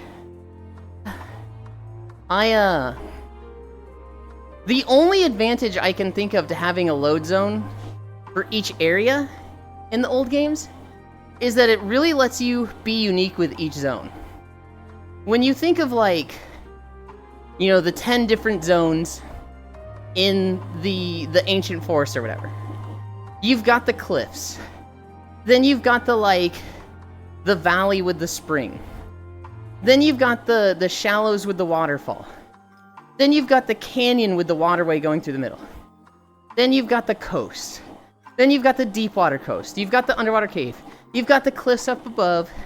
You've got the shadowy, canyon area. It lets you be very unique with each room. Whereas in Worlds and Wilds and Rise, there's less variation overall. You've still got some very unique areas, but they have to blend together. You can't just go from hey, you've got this cliff 200 feet above the shore to this coastline down below. You'd have to have stuff in between. But they have old zones in Rise and it's connected? Yeah, but they took the more simple old zones, right? They took the ones that are not that crazy variance from each other, you can't do things that's like, you've got a cliff 200 feet in the sky. Go through a load zone. Now you're on the coastline, you're on the beach. There has to be that transition. I don't think it's a strong argument. I think it's much better the way they have it with no loading zones. I can just see it's more difficult without the loading zones to have unique areas, right? They can be more isolated. They can be more like, this is one room. We can have it be crazy different from all the others. Whereas when they're connected, they gotta have a transition. Wouldn't go as far as I did on Wilds on release, but it's something I'd enjoy experiencing. Yeah, for sure. Generations was peak old Mon Hunt, while World is peak modern Mon Hunt, in my opinion. You like Worlds more than Wilds? I think I've enjoyed, between Rise, Wilds, and Worlds, I think I've enjoyed Wilds the most. I think Iceborne was when not played Wilds, okay. I think Iceborne launch was where I had the most fun. But I think that's a bias, because I had just met a bunch of VR chat friends. All of us were playing World, and I liked the 16-man lobby system was better for putting friends together. It was also an expansion to World, right? It wasn't a launch. So the lobby system was clean. It was refined and tuned up. The Wilds lobby system has been frustrating and like clunky. And I imagine when Wilds has an expansion, they're probably going to update it in some way, like you can have private lobbies. Friends can bypass the passcode.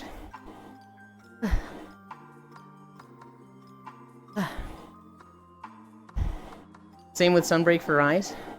I think Sunbreak doubled what Rise was. I think Rise was good, and Sunbreak just literally fixed every single problem of Rise. Sunbreak was really, really good. My only complaint is 4-man lobbies. Iceborne, I think all the systems of Iceborne are better than World, but I hate the Clutch Claw. The Clutch Claw was like, if you took this out, this would be like the best thing ever. Maybe even better than Wilds. But the Clutch Claw was such a core gameplay mechanic, and I hated it. I hate weak points like that. Wounds are so much better than weak points.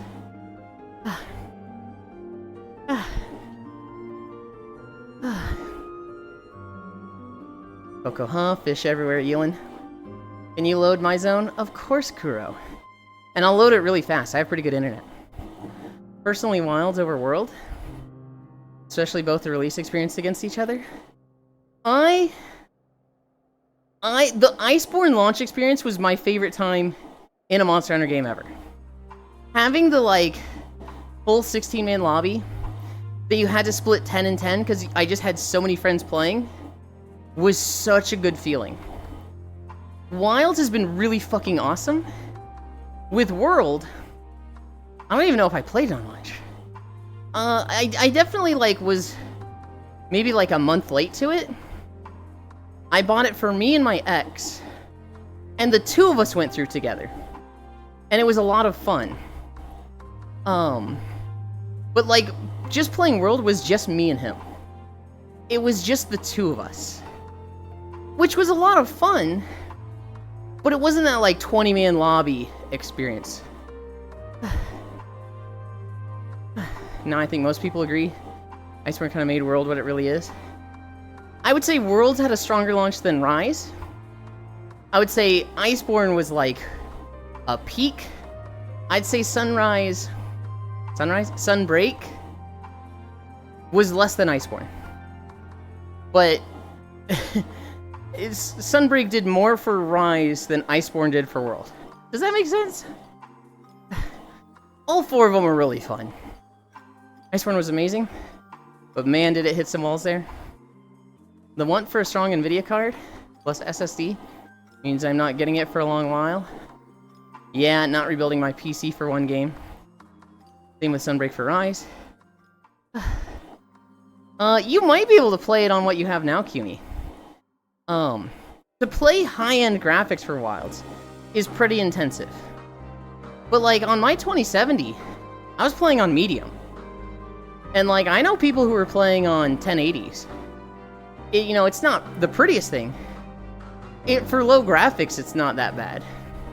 The screenshots you see of like the Star Fox looking graphics, the Nintendo 64 looking graphics, those are bugs. Those are not representative of what low graphics look like.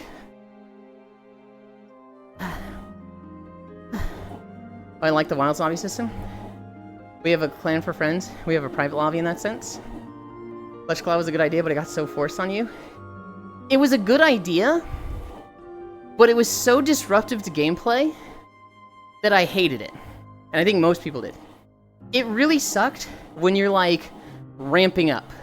Like if you're playing Switch Axe and you get your sword to amp state and then the weak spot disappears on the monster, it's like, hey, you've got a Clutch Claw. You've got to create a new weak spot. In the time it takes you to do that, you've wasted half to all of your amp state time in Switch Axe. And that sucks. Tenderize wasn't literally a 2-minute interval gameplay tax. It'd have been cool. Exactly that. Honey, it's 2:15 into the hunt. It's time to tenderize again. I've said before, I've checked, it runs like poop on HDD plus older card. Unfortunate. GPU isn't that important for Wilds. The SSD is, though, for the texture streaming. 7-minute load times both ways just aren't it. Yeah, okay. 3 miles. We're at 3 miles. Hi, non-dairy. Oh, 12 incline. Non-dairy?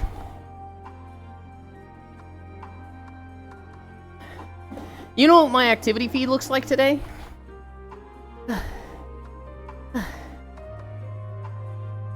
Demono followed your channel. They then immediately said, hey, I like your vibe. Let's talk more at my Discord, you know, blah, blah, blah. Bot. Banned them. Wolfie raids your channel with 47. Alright, cool. Axel tipped $50. Alright, thank you. We're going to 12 incline. Axel tipped $1,000.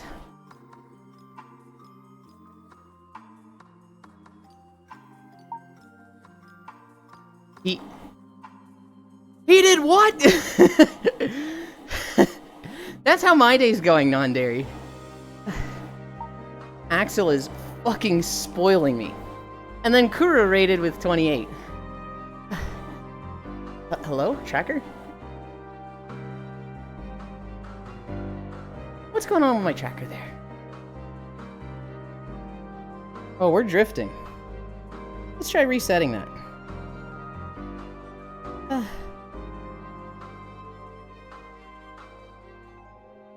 Wow, Dizzy. I sort of. Chad, give the streamer anxiety.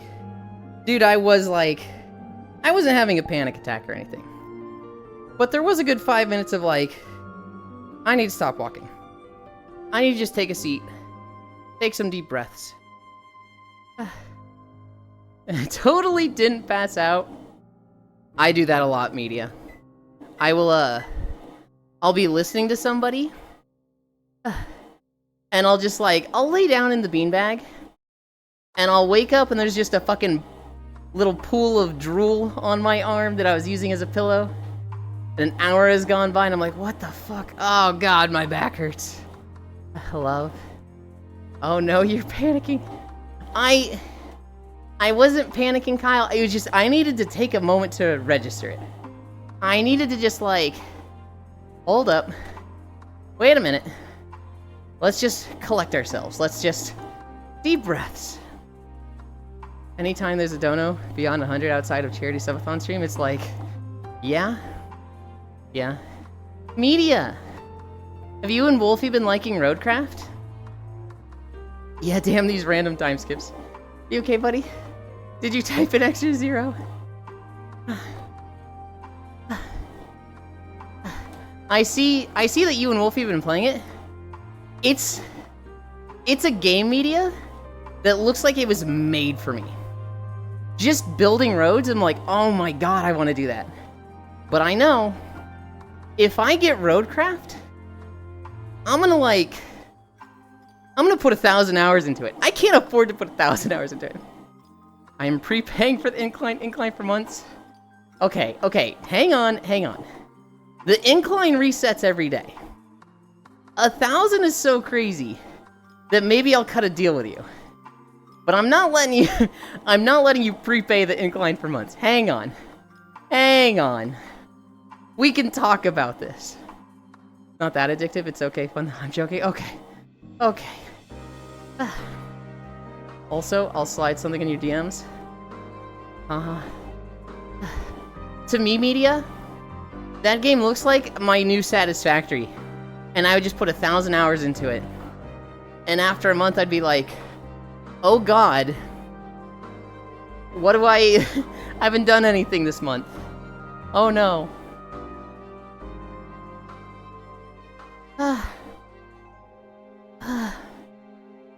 Oh my god. We're in Garlemald? Done? Okay. This is my favorite zone of Endwalker. I'm biased because snow, but also story-wise. Hi, Unknown. I did really like this zone. This zone covers a lot of concepts of, like, indoctrination. What? Okay, Media. Thank you. You're ridiculous. Oh snap, a max incline day? Very much so, Unknown. The story in Garlemald, because Garlemald are the bad guys. They've been the ones that you're at war with for like 3 expansions before Endwalker. You get here, and they're having a bad time. The Garlean people are like post-Civil War, post-societal collapse. Their entire city is like, their entire capital city has burned down. Everything sucks for them. And so you come in, and you're like, let's help these people. Even though they're the enemy, even though they've been, fighting us for 20 years, let's be, good people and help them, they're in need. With the Garlean people, you learn that their upbringing, their society, is all just built on distrust of other nations.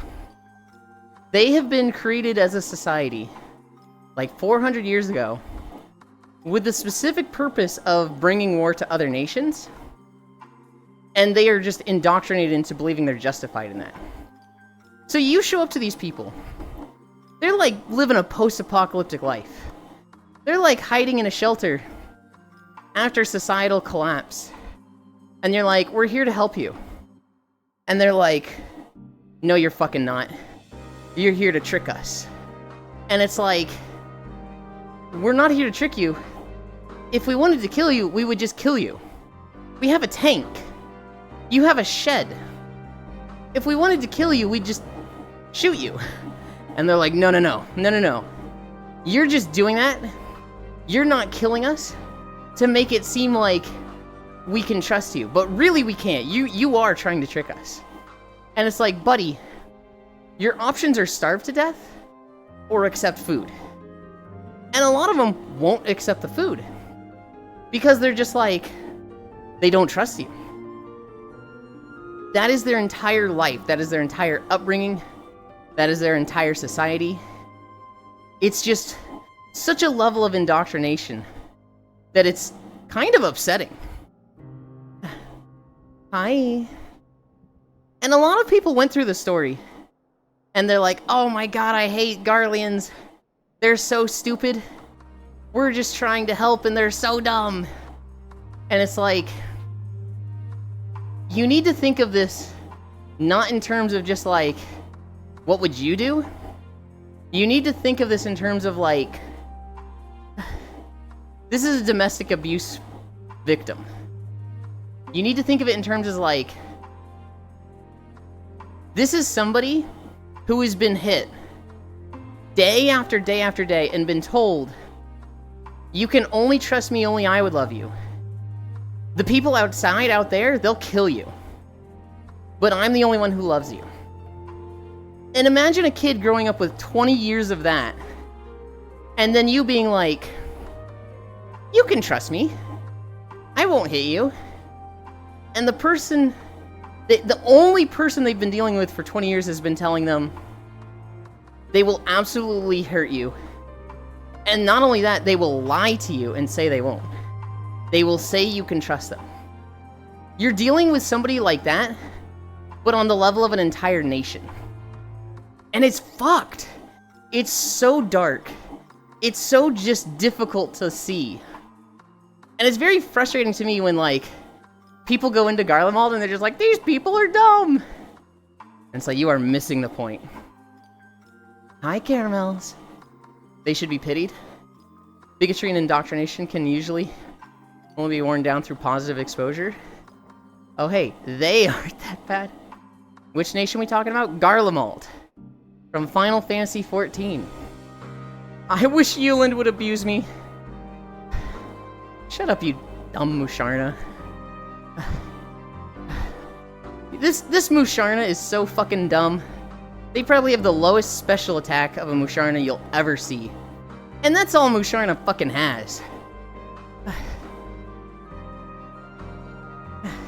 What do you mean, question mark?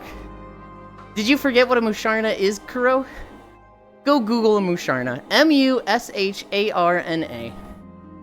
Yeah?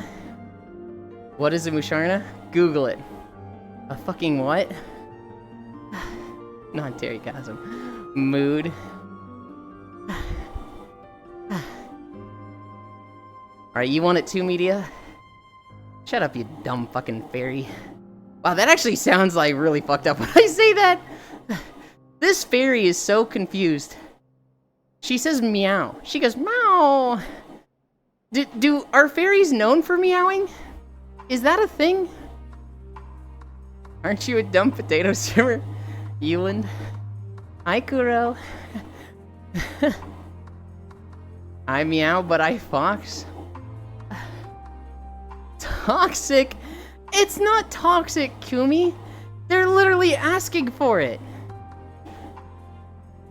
What's that? Beetle Taper Pokemon.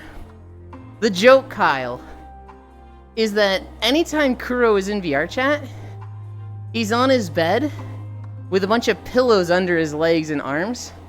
So his, like, his arms and legs are just up. He's just like this pose.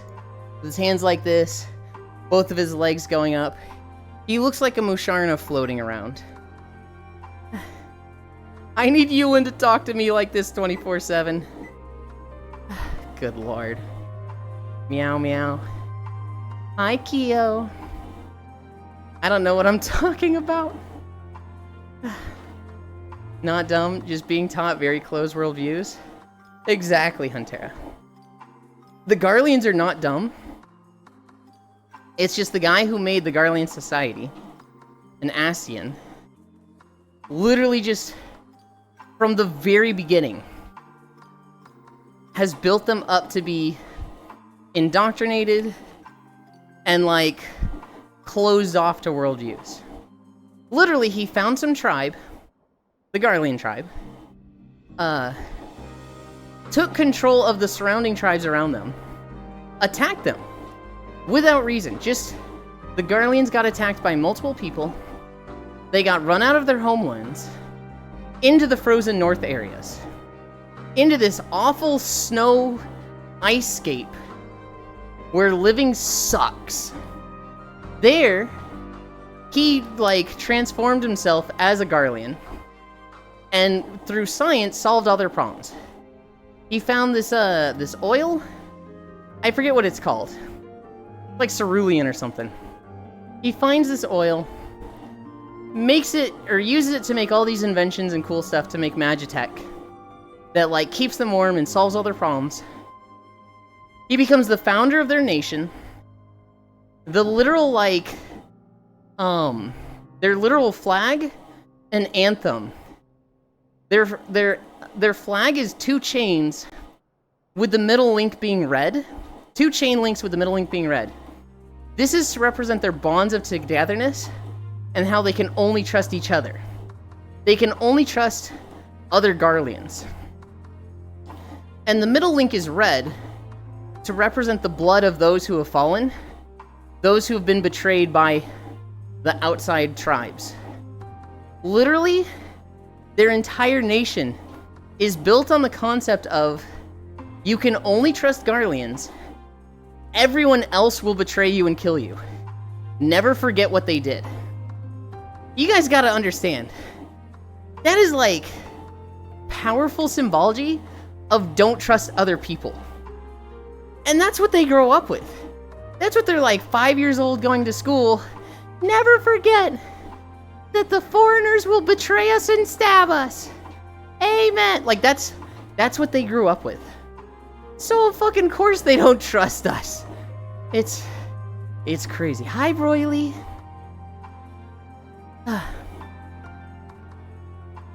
Oh, Musharna, hi. My throat now hurts because I sung loudly after getting out of the shower. Go drink some water. These Garleans sound like they'd have bad breath. Bad breath? Huh? Persecution complex with a healthy dose of projection. Yup. Why is the nation called Garlean? Garlemald, Garlemald. And the people are Garleans. Alright, I'm back. Welcome back. It's just called that because that's what they're called. It's kind of like, Yatabayo. Hi, Ty. It's kind of just, you know, fantasy world lingo. Just a word made up. They really like their guy. Oh, that's why, Kyle. Okay. You're dumb. I'm dumb. It's the same playbook as every extremist group. Yeah, it's probably the garlic. Perfect setup for a dad joke. What are we at? 3.7? Only those sworn in with us can be trusted. Everyone else is an outsider that must be destroyed. Call that because they're mauling at other nations. 12? What we got, media? Have a good night, Yulin chat. I must slumber. What? Thank you so much, Axel. You've been spoiling me so much. And today, literally more than ever. Mwah. Mwah. Mwah. Sleep well. Well, never feel like you're obligated. Never feel like you gotta do any of this. Please. But thank you. Ooh. Almost fell. Media, you should have seen what Axel tipped earlier. And garlic mold products. Can you describe me in one word? Musharna. Easy solve. Media, you should see. Art, hey Yulin. What was this you heard about my capital city? Entire world becomes garlic. That's my 13th reason right there. Miss Indeed Blush, you're not obligated. Cute Yulin noises. I don't think you're convincing anyone there, Yulin. No. Even, like, not joking about that. I don't want anyone to feel like they're obligated to give money. Subs are not obligated or mandatory. Tips are not. I greatly appreciate it. But even, like, watching the stream. This is a selfish stream. This stream solely exists for me to walk and lose weight. And stick to a schedule and entertain myself. That is the whole reason for the stream. You guys should get the exact same thing out of it. You're here because you want to be. Never feel obligated. I don't even want people to be like, hey, you're my friend, so, you know, I tune in because you got to support the homies. I don't even want that. I appreciate it. If somebody, like, you know, opens my stream and has a tab open, I do appreciate that. But never go out of your way for it. My brain is too slow in such matters. So you want to force yourself? Kind of. I was really bad at sticking to exercise routines, Caramels. I would, like, get Ring Fit and play for a month and a half or 2 months and then not stick with it. My routine would fall apart. With this, with making it a social experience, it's a lot easier to, like, you know, go every day and stick to it. Clearly, I've been doing 670 days of it. That is way longer than I've ever done in the past. And I have the results to show it. I lost 70 pounds. And so, I'm very happy with the weight loss results. I'm very happy that, you know, financially I make enough money to support a way of life that I enjoy. I'm not completely self-made. I live in my parents' basement. I'm totally okay with that. I like my parents. I'm not so, like, I need my own house, I need my own place. I'm totally good living with my parents. And doing this, I make enough to do that.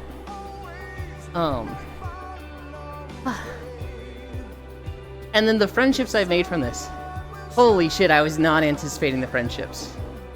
The friends I've made from streaming have been so many and good quality.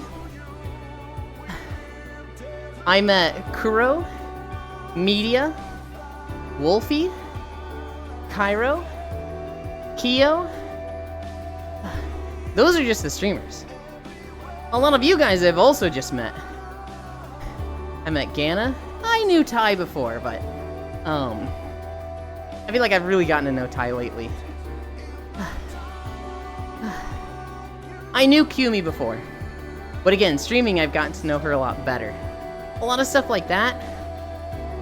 It's really nice. Oh my god, he mentioned me. Same with Kyle. I knew Kyle beforehand. Now that I stream, I know them a lot more. You knew me before, huh? Yes. I met you through Koyo. What do you mean? When I say I knew you before, it was like, I'd see you in Koyo's chat. I knew your name was Ty. That was about it. I'm gonna just say it. Emmett Selk did nothing wrong, Ulu. I think Emmett Selk did a lot wrong. But I see his justification and I see his logic. It's one of those things where, like, if he had won and he had come out on top, it would have been like, yeah, he did everything right. He endured a lot of the suffering and had to make some tough choices, but he was right. But he didn't win. And so all the atrocities he committed were in vain. Not Emmett was base beer, to be honest. The Mooseland. Welcome back, Icy Fire. Okay. Icy Fire's on their second break. Let's do the thing.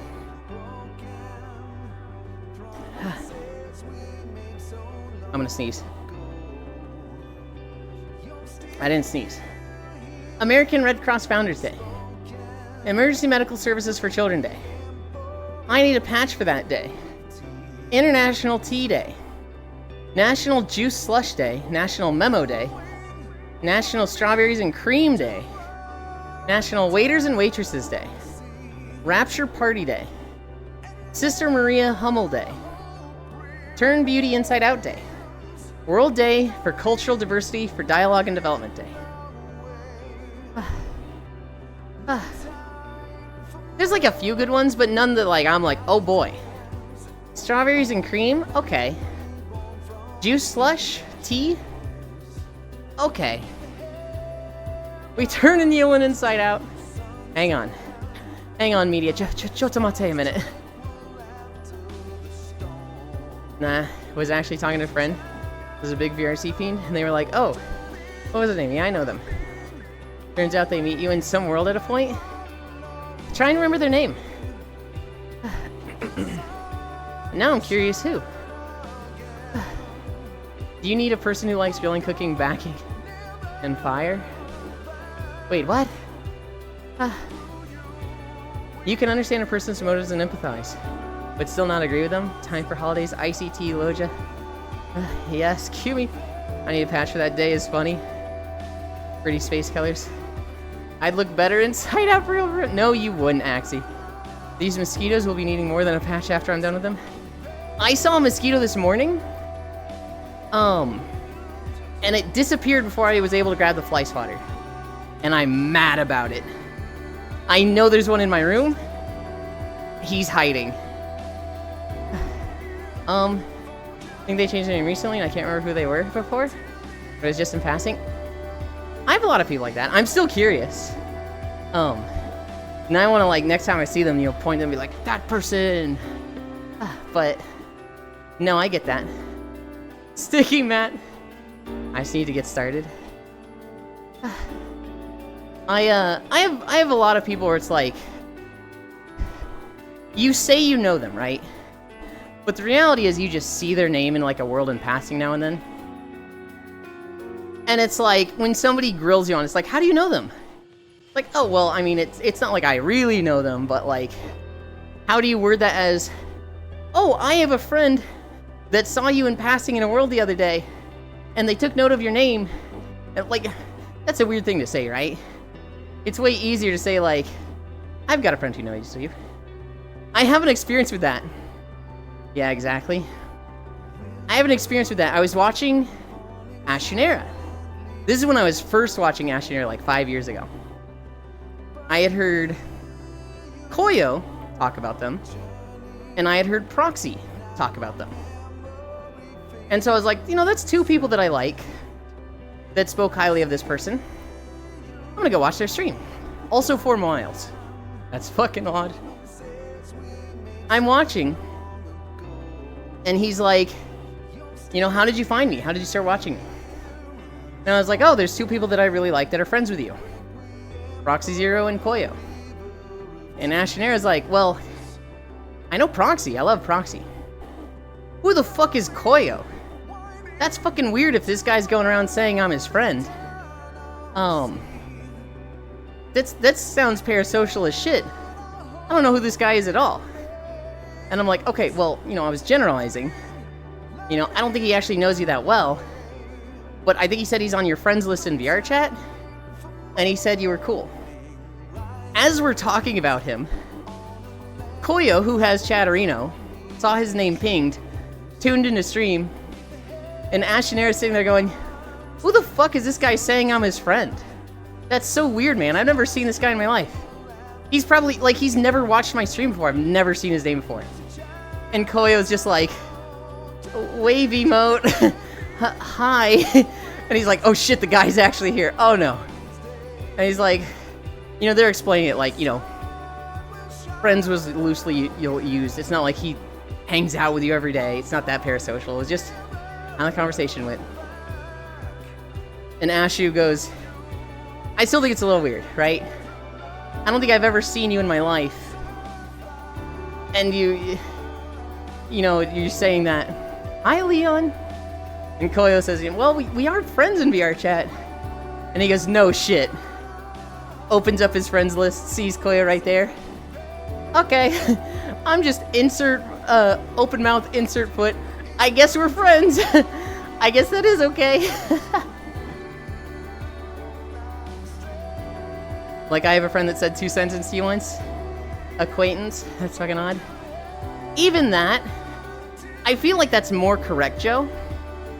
But if you're like, I have a friend who's an acquaintance with you. It's such an out-of-place statement that it's like, alright, well, what are we using acquaintance here for? You almost want to read into it more. 4.2 miles. We're cruising. I do agree, acquaintance would be a better word. Hi, Kuro. But if somebody was like, oh yeah, I have a friend who's an acquaintance of yours.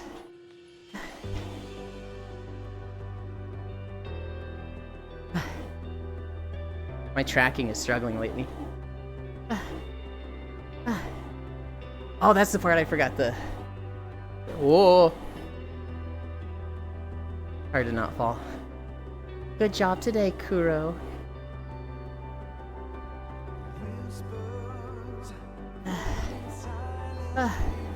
Show them the pose. Show them why I call you Musharna.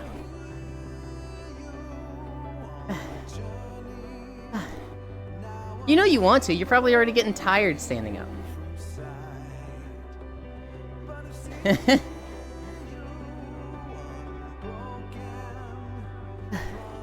Look at this.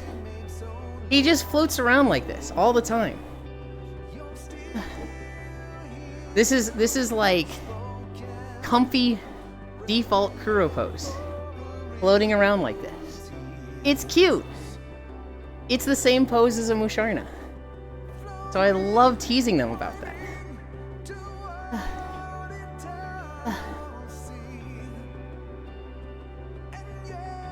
Very cute. I'm gonna get my chicken nuggies out of the air fryer. But then we can't see the bunny suit. We're friends now. Well, I guess we are friends. I was watching a smaller streamer that was talking about how she found another smaller YouTuber. Mentioned them in chat. They popped up. The one I was watching freaked out so badly. That's funny. Have you ever played Hitman before, Kuro? Or was this your first time? I played Absolution before. Hitman is such a fun game to watch. Because there's 20 different ways to solve every puzzle. And it's so interesting seeing the different ways people solve a puzzle. No. There is one. And it is fish. It is fish. There is one correct way. But there are 20 ways to solve the puzzle. You can play like Proxy. Grab a gun, shoot 17 people, and walk back to the boat leaving a trail of blood. And it will say mission complete. Is it wrong? Yes. But does it work? Yes.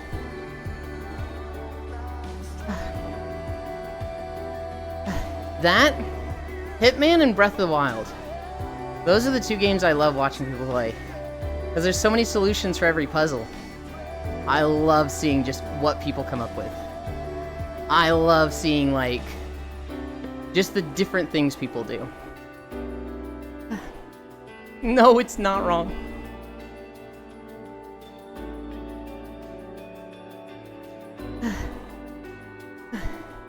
They don't have to. We've seen it many times before. Very cute. I picked the games up recently. WA Trilogy. It's excellent. Insane value for money on sale. I just heard shot 17 people. I'm gonna do that. Silent assassin always. It was so funny because streamer 1 was saying good things about streamer 2. She's not very comfortable with that sort of thing. When streamer 2 popped up, she was very flustered.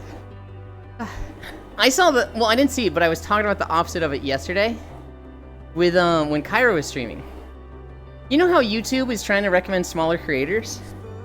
So Cairo... Or no, it was Ants, I think. It was Cairo or Ants, I forget which one. They were recommended a YouTuber that had like 70 views. Like 70 subscribers, 20 views on this video.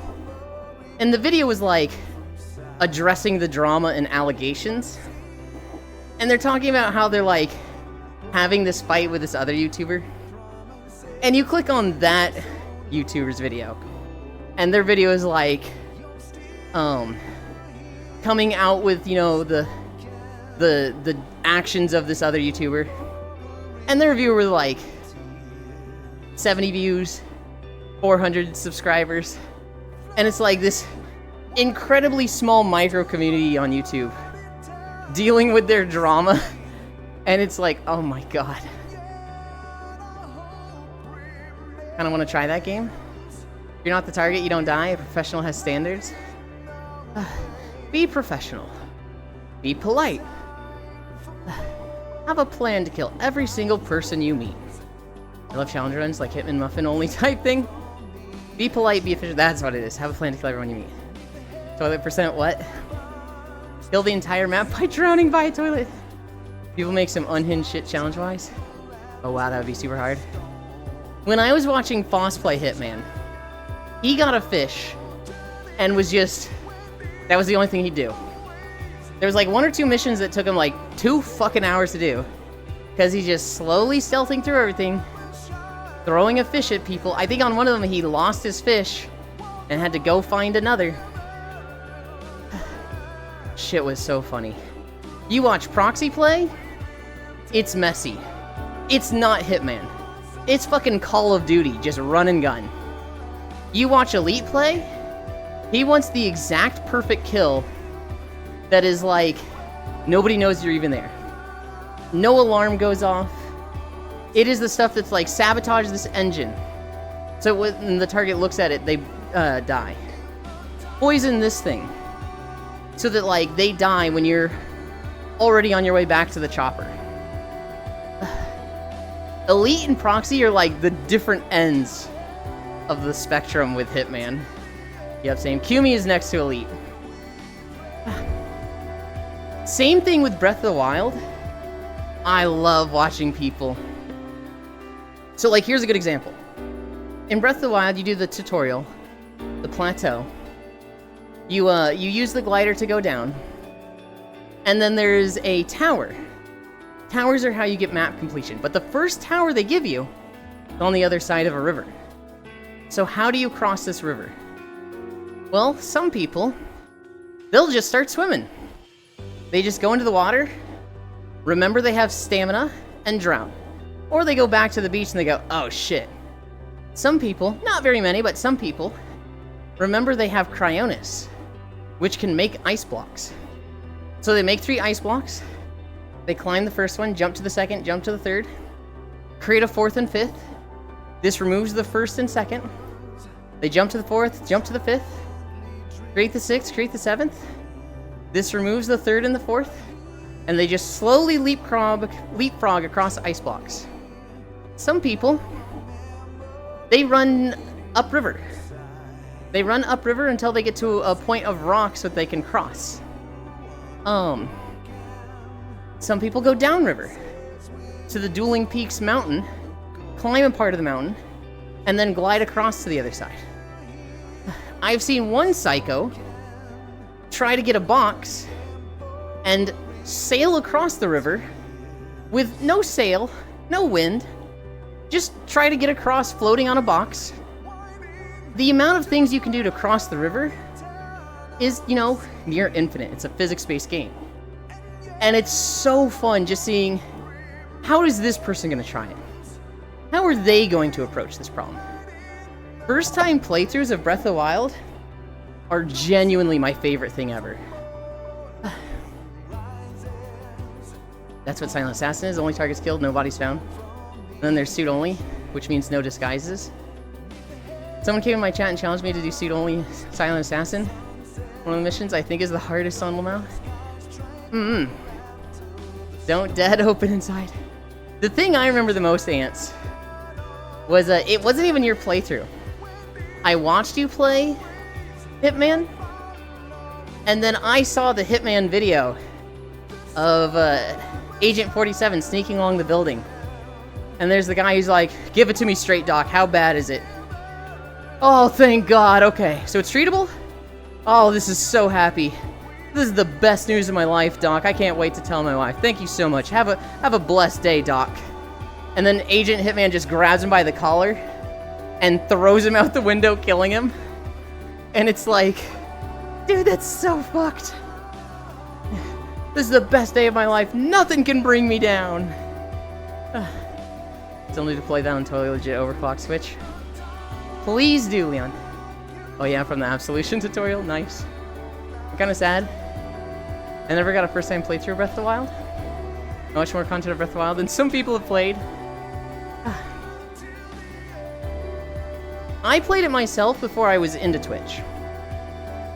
And then watching people play has been an absolute treat.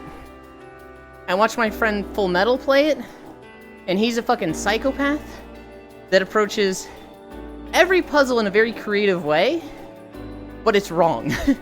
He makes so much effort and work for himself. I watched Elite play it, and Elite is as dumb as a brick when it comes to puzzles. But my God, was he goated with combat. 4 hearts and encountering his first Lionel? Yeah, he kills that on his second try. The scoop puzzle, where all you have to do is magnet a bowl, pick up a rock, and drop it on a switch. Yeah, that took him 40 minutes. I love watching Breath of the Wild playthroughs. So much. The world building in the World of Assassination trilogy is really good, to be honest. Whether I'm playing 100% Breath of the Wild? Hell yeah. When are you gonna play Breath of the Wild, Kuro?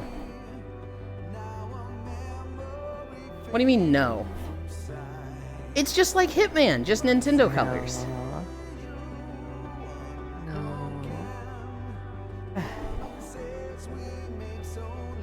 You're mean. On my moon. You're mean for not playing Breath of the Wild for me.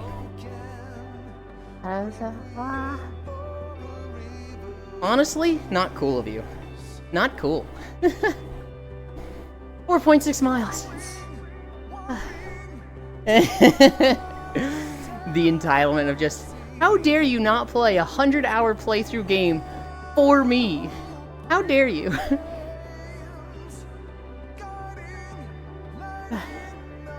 Without any guides, it will be suffering. You'll probably get through 70 to 80% of the game just fine, Caramels. And Breath of the Wild gives you the tools to, like, seek out hidden stuff. They make it so that, like, oh, you haven't found this yet? You can use this to track it down. Hi, Mating Press Lord. There will be some things that just you probably need to look up. I could not get through Breath of the Wild without looking some things up. Oh, I know someone like that. He spends like 80 hours just gambling to get max cash. Or 50 hours to make a mess of belts in Factorio. Oh, God. The last Zelda I played was Ocarina of Time. Mask of Majora scared me. Majora's Mask was my first Legend of Zelda. I played that in 4th grade. And then I played Ocarina of Time. Didn't finish Ocarina of Time because I was too scared of the Shadow Temple. I was able to beat Majora's Mask, but I was too scared to beat Ocarina of Time. Then I played Wind Waker, didn't beat it. Then I played Twilight Princess, beat that like 3 times. Then I played Skyward Sword, beat that. Breath of the Wild, didn't beat it 4 times, and then beat it once on hard mode. Then I played Tears of the Kingdom, beat it. Went back and played Wind Waker, beat it. Went back and played Ocarina of Time, beat it. And then I recently played Spirit Tracks. Oh, I played Spirit Tracks and Phantom Hourglass at some point, but like only for 5 hours each. And then the most recent Zelda game I played is Spirit Tracks and beat it. Who are these 2 cuties? This one is Grianne. On the left is Kuro. Kuro streams. No fish, no buy. Huh? I don't stream. Yeah, okay, buddy. You're right. Kuro is not known for streaming. Their main content is their foot pics and videos on Twitter. So... Okay, busted. Huh? What? Huh? Fuck the Shrine Raider, that shit sucks so much. It's a good system. It sounds dreadful. It's actually very accurate, it's just difficult to account for elevation. But it's a very accurate thing. But man, does it sound awful. I don't have any DLC. I love it. I remember Cairo came and was doing a slide puzzle on War Tales. They're like, oh, time for the popcorn. And complete it in 5 minutes by sheer luck. Media. Wait, feed pics, instant follow. Media, my experience with that? I was watching my friend Full Metal Ratchet, play Breath of the Wild. And they have been struggling with so many puzzles. They tried cooking their pants. Their mind is an enigma. I love them. Watching them play Breath of the Wild was like incredible and like I'm gonna pop a blood vessel at the same time. They get to a puzzle that involves looking at constellations on the wall, and it was a puzzle I spent an hour on, couldn't solve, and had to look up. And so Full gets there and I'm like, yeah boy, I get to see this boy rage for an hour. I get to see this boy struggle. I can't wait. Really, YouTube? Really?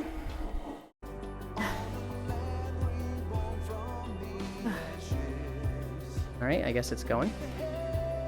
He looks at it, 10 seconds later goes, I get it, and solves it. And it was like, okay, this is proof that people just solve things at different rates. People think differently. What is a struggle for you might be easy for someone else.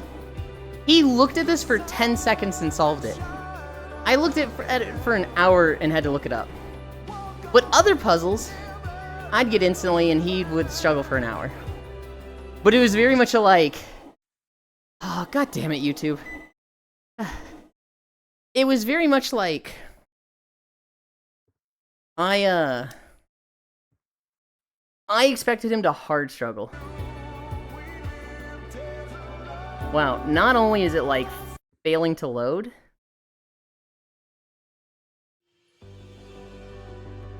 it's at 140p.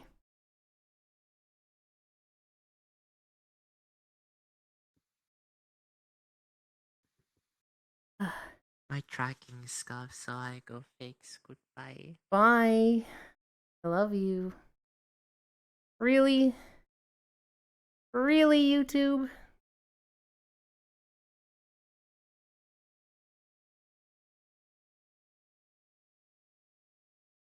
Where's my fucking walking video? No, let's look.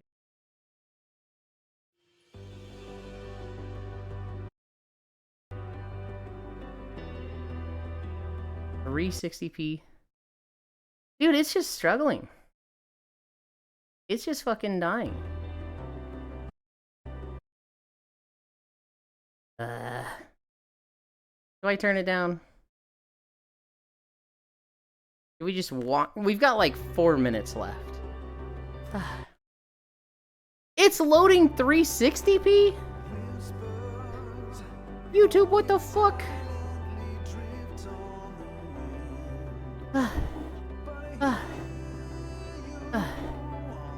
And complete it in like 5 minutes by sheer luck. Lionel shields suck.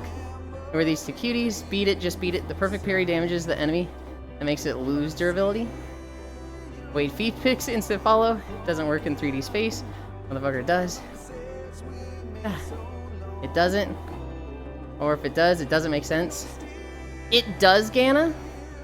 It's just that it's hard to account for elevation. It doesn't show well, because you're not able to move in 3D space. So, like, you're getting closer to it in a way that it's going up, but you're just walking forward. It looks like you're getting closer, and then further. And you really need to keep in mind, it is tracking elevation, but you yourself can only move in 2D. So it's like, it does work, it's just, it'd make way more sense if you could fly. The radar reacts less if you're walking above it. Where's Fullmetal Ratchet? Probably asleep right now.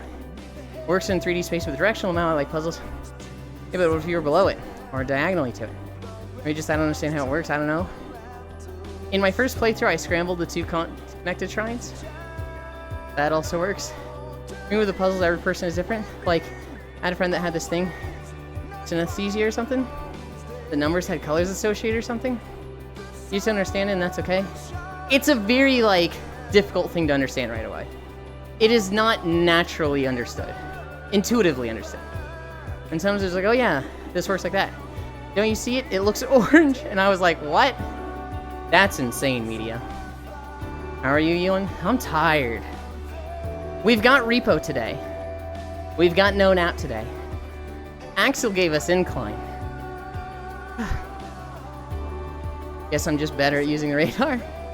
Okay, so does the radar work if you stand still? No, because it only tracks movement. It only tracks moving further or away. So when you're standing still, it's not changing. Only while you are moving. Only while you are moving. But the thing is, it's not tracking like a 2D plane. It's not tracking X and Y. It's tracking X, Y, Z. So like, if it's far below you, it's going to not show you getting closer to it as closely as it should. Because you could be moving an equidistant amount from it. Oh my god. I didn't click the playlist. I clicked my history, and we ran out. That's fine. That's fine. What if you walk backwards? It does not care which direction you're facing. It only cares about, Oh, you guys need sound. It only cares if you're getting closer or further away from it. And, like... you cannot fly, so sometimes it's difficult. If it's, like, 100 feet below you, and you're just walking above it, it's going to say no changes. Even though you're walking 10 feet away from the place that it's directly below, and then walking 10 feet away from it, because it to the radar, just you're walking the same 100 feet away from it. It doesn't show that well. Hi, Rosex Rosie. Are we at 5 yet? 3, 4, 5, 6, 7, 8, 9, 5 miles. 5 miles. Get me off this treadmill. Give me a drink.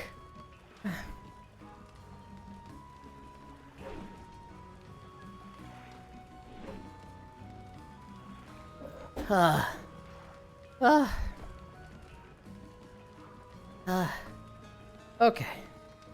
We're done with our walk. We have done 5 miles at 12 incline. How are you, Ewan? Guess I'm better at using the radar. Okay, so does the radar work if you stand still? No. Only works if you're moving. What if you walk backwards? It's exactly the same as if you're walking forwards. If you walk away from it, it will not do anything. No, it just confused me. Caramels and I just gave different answers. Caramels could be right. I think I'm right on that one, but... you know what's the best part? There are a lot of things in the game that confuse me deeply. My first 2 playthroughs... thank you for the follow, by the way. In my first 2 playthroughs, I didn't use the radar at all. I found this sound annoying. But as much as I love debating how bad it is, I'm gonna go. I won't be back until tomorrow. Bye, Ganna. Whatever you're up to, I hope it goes well. I still want to know why you hate Perth. I don't hate Perth at all. I've just heard people be like, Perth is the worst part of Australia. That's just what I've heard. I don't know anything about Australia. I've never been that far. I've been to Canada and Mexico. Those are the only places I've been to outside of the US. Breath of the Wild is a masterpiece for a person like me. If you walk away from it. I don't know what you heard. I'm pretty sure if you walk away from it, it will give you, like, minimum reading. It'll be like, you are walking away. We're giving you the, like, of the circles, it's going to be, like, the absolute smallest. This is tiny. Good job on the walk today, though. Bye-bye. No? I need to change my trackers. I'm going to change my trackers in my outfit. You guys wait there. What? Good job. Thank you. I am so fucking tired. Oh my god. Whackers, twackers, proud of the Eland? Why? You can't say that. It's embarrassing. It will only stay blue if you exit the radius of tracking.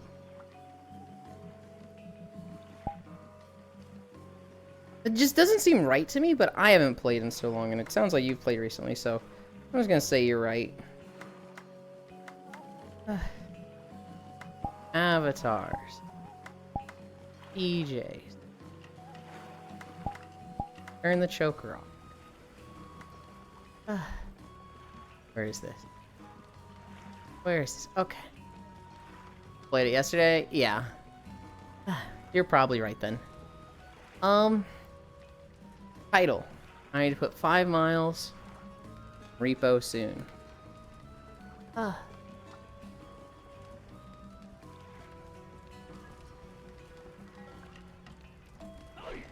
5 miles and repo soon. Done. Then we need to close this. We need to come over here. This. I need to close this stream of me. This one's still live. This one is a raid that's... Okay. I can put it on this one. But yeah, you know what? That's updated. We actually don't need to go to a new world today. Wait, actually. Anchor default. Okay. Ends 3. Because there's a really comfy place in this world. Where did my cuddle buddy go? Come up here and click to house.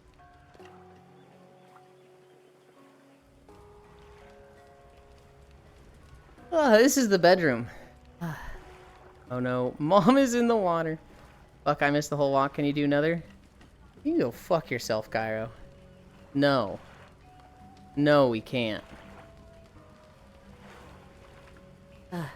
I need a drink. You guys are gonna stay there.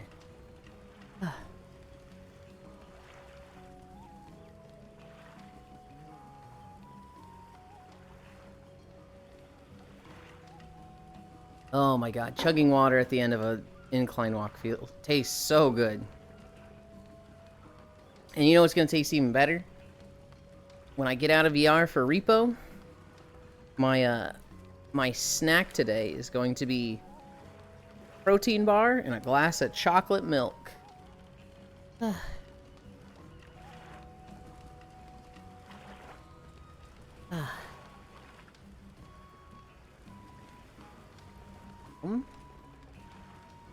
This over.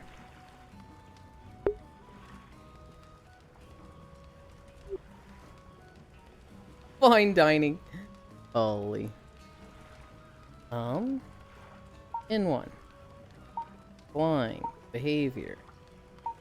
Auto level pitch.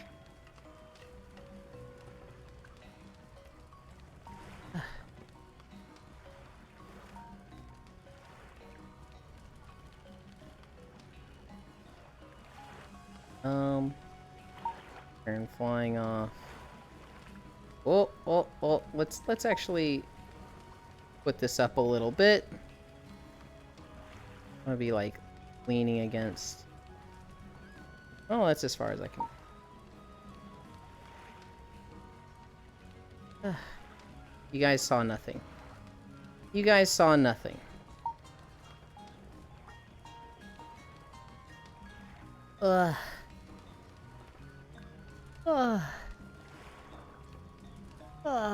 Hi, Bungie Leon. I don't know what it was earlier today, not Global. Pyro. I was like anger earlier today. I was like, I think I slept poorly. And so like everybody's little jokes were just like not hitting with me. I was getting frustrated. So you joined and you were gonna do the share content thing, and I was like, do I just kick him?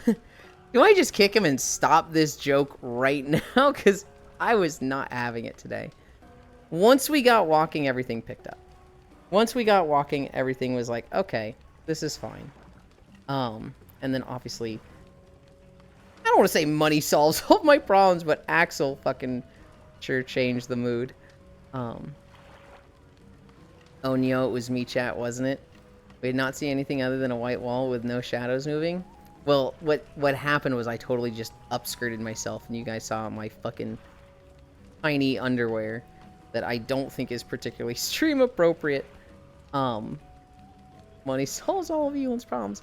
I hate saying that, but it really does. My happiness comes from like lack of responsibilities and obligations, and like the less stuff I have to do, the less responsibilities I have, the happier I am. Money solves all my problems. It just fucking does. It was me because I sent bad vibes to a random person in the world. It was a lot of people initially that were just pushing my buttons with some of their jokes that they think are like funny and they are a reoccurring joke for them. And for me in particular, they're not super funny, but they're not like upsetting enough that I'm like, hey, you gotta stop this, I don't like it. But it was like 10 of them back to back, and so it was like, I don't really care about any of these jokes, and I'm just getting barraged with them right now. And so it's like, man, I'm just not having it right now. Tomorrow I will do the same. How do I make Elon less of a gross materialist? Good luck. They're pretty funny.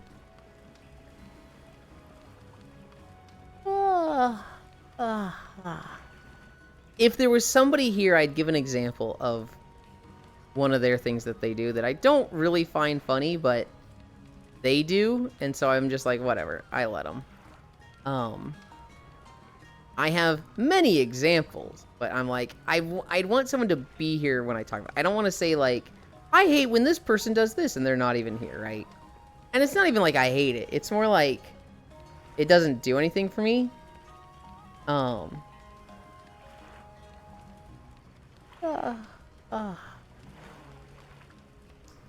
I will do the same. I like capitalism. Am I one of them? Not with the specific thing I'm talking about, Caramels. I have seen you do something that I'm like, that's not the greatest trait of yours. You like to... I've seen you flirt and push the line in a way. Which goes a little too far, and then I've been like, hey, that's too far, you shouldn't do that. And then you've like, dang, can't blame a guy for trying, and it's like, no, you can. You can blame someone for going too far. It was very much like, not the biggest thing, but I remember when you said, dang, can't blame a guy for trying, I was like, that's not... that's a weird way of saying sorry. I am not a person that flirts. It was very much like, you were definitely flirting.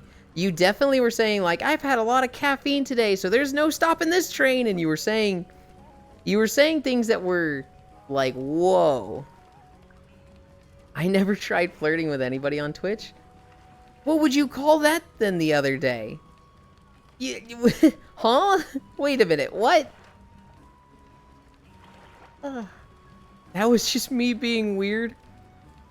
I would call that flirting. I would very much call that flirting. Okay. Fucking goofball. Fucking goofball. I mentioned that I didn't get that good of sleep, right? I will never talk again. Please don't take it that way. I very much want you to talk again. Here's the thing. If I don't like somebody, the way somebody does something, usually that's a small portion of it. I still very much appreciate the person as a whole.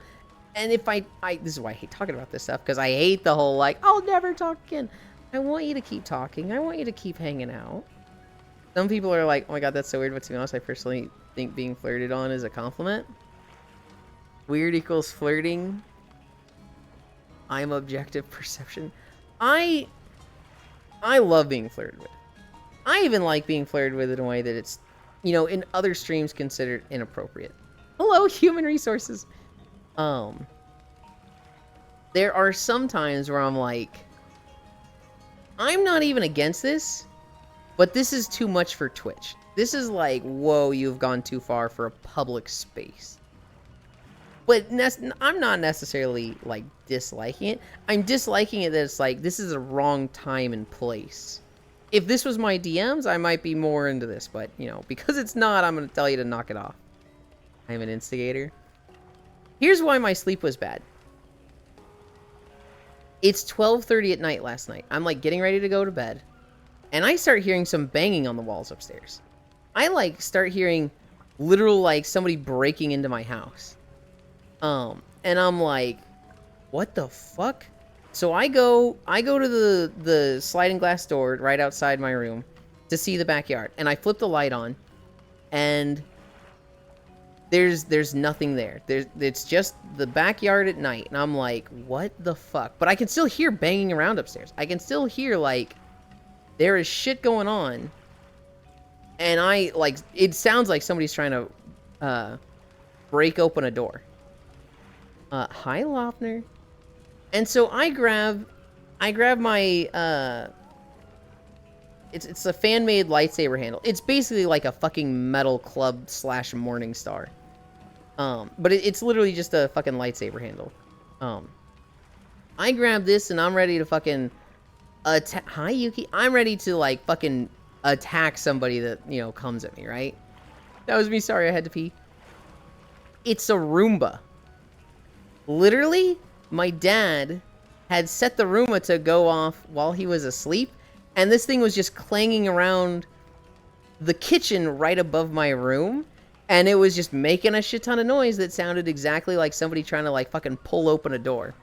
And so I'm like, I see this Roomba, I'm sitting there like 130 beats per minute heart rate going, shaking with this fucking like club in my hand, just like, you fucking kidding me?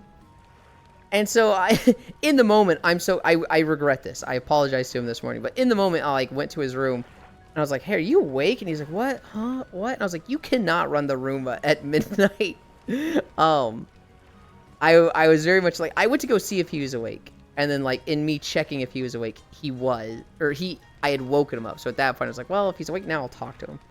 And we talked about the Roomba. I was like, this thing, what is going on with this thing? And he came to me this morning. He's like, hey, should I not run it at night? I was like, I had a lot of adrenaline. I'm sorry. You can run it at night. Now that I know what it is, just like, whatever. It's so funny. Bottoms had the funniest defense weapons. I grabbed a lightsaber handle. Okay. My friends and I in high school, we got these custom-made lightsabers, right? There was this guy he's like, hey, I know metalworking. I know metal cutting. I can make lightsabers. You put the design together, and it's modular, and I'll weld it together. It's a really cool fucking lightsaber handle.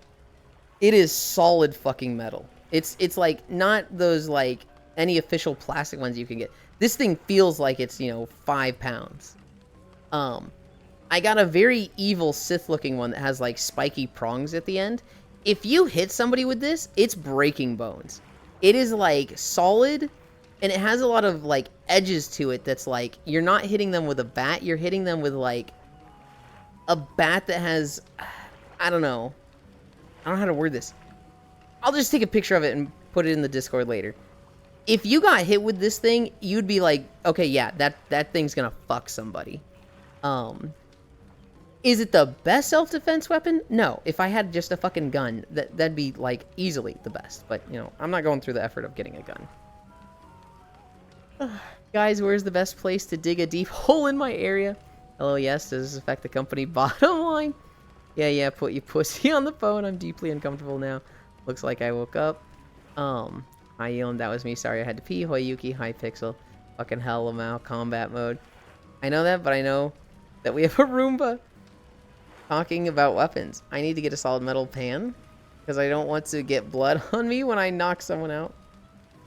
Me walking to the door with a JBL speaker playing shotgun racking MP3.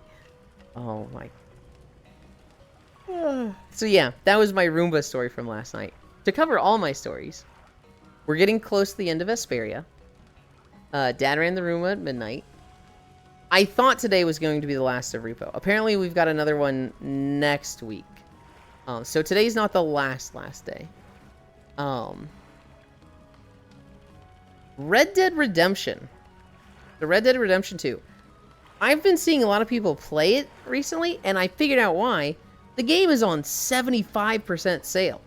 So if you've ever wanted to play Red Dead 2, but it was always too expensive because it's $50 or something. It's $60. It is 70% off. You can get it for $15. So go ahead and grab Red Dead 2. I'm going to. I very much, I don't know why I just didn't grab it earlier. I'm absolutely grabbing it after stream today. And then, something kind of cool. There is the first documentation of a newborn great white shark. So apparently, great white sharks, seeing them as like a newborn or young is extremely rare. People just, like, it's never been documented before. People have seen it, but, like, there's never been pictures or videos of a fucking great white shark that's a baby. And for the first time, people have gotten a picture of it. They look kind of weird. They kind of just look weird.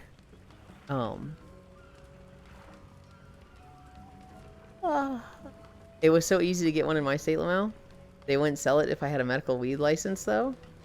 That's so funny. Won't work in Germany. I literally waited out legalization so I could have guns. Not an issue. I'll probably never go to Germany again. 60.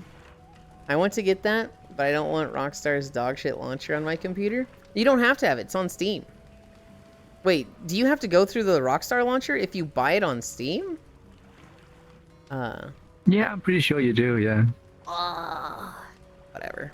I'm still gonna buy it, but I bought it full price like twice now. Same. Oh, I love Great Whites. Anyway, I think pans and shovels are good improvised weapons. Yeah. As someone who's played Red Dead Redemption 2 within the last 2 weeks, I can wholeheartedly recommend getting it. Great game. 3 cheers for actual Baby Shark. Yes, yep. Yes, Steam. Yes, Steam has the Rockstar launcher. They need your data. That sucks. Whatever. Unfortunately, as somebody who watched many videos about Red Dead Redemption 2, it's a masterpiece. I've probably watched like 1,000 hours of streamers playing Red Dead Redemption 2. I've watched Koyo play through it twice.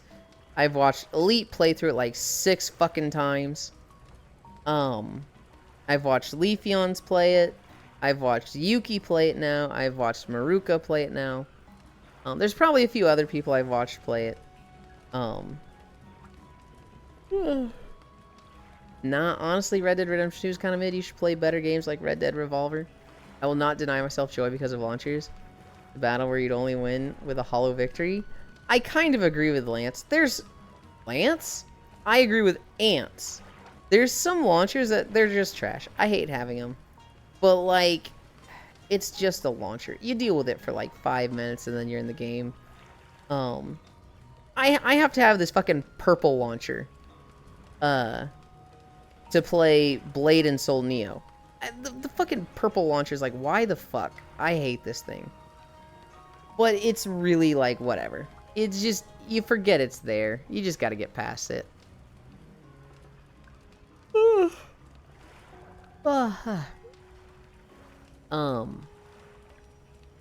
Is there any suffering in Red Dead Redemption 2? Oh, there's lots of suffering. Yes. You should feel emotion at the end of the game. And you know, there's it's a good story and there's good characters that die and yeah. What about Blue Life Forsaken? What the fuck? Yuki? Me at Starbucks? If we weren't about to play Repo, I'd be booting up Red Dead Redemption 2 right now. Media. Somehow. At least it's not the Valorant kernel level bullshit. Hi, Media. Hi, Cairo. What do you call a person who likes suffering? A masochist? Me? Wait, masochist? I'm expecting, like, something funnier than masochist, but yeah, just a masochist. Daryl? I'm developing into one. I don't think I like... I mean, so I definitely don't like pain. I like other people suffering. I definitely find myself liking some tedium stuff. Like, there was a point where I was just having fun leveling characters in World of Warcraft. I would just get a character to max level, start the next character. And people were like, do you hate yourself? Is this masochism? And I was like, no, I don't know, I like the grind. I like fucking a lot of the tedious stuff in factory builders like Satisfactory. I don't know. I like suffering in hard games. I like myself suffering and making other people suffer. I love Satisfactory. Oh, Satisfactory is a top 3 game for me. If I speak. Satisfactory is a game that,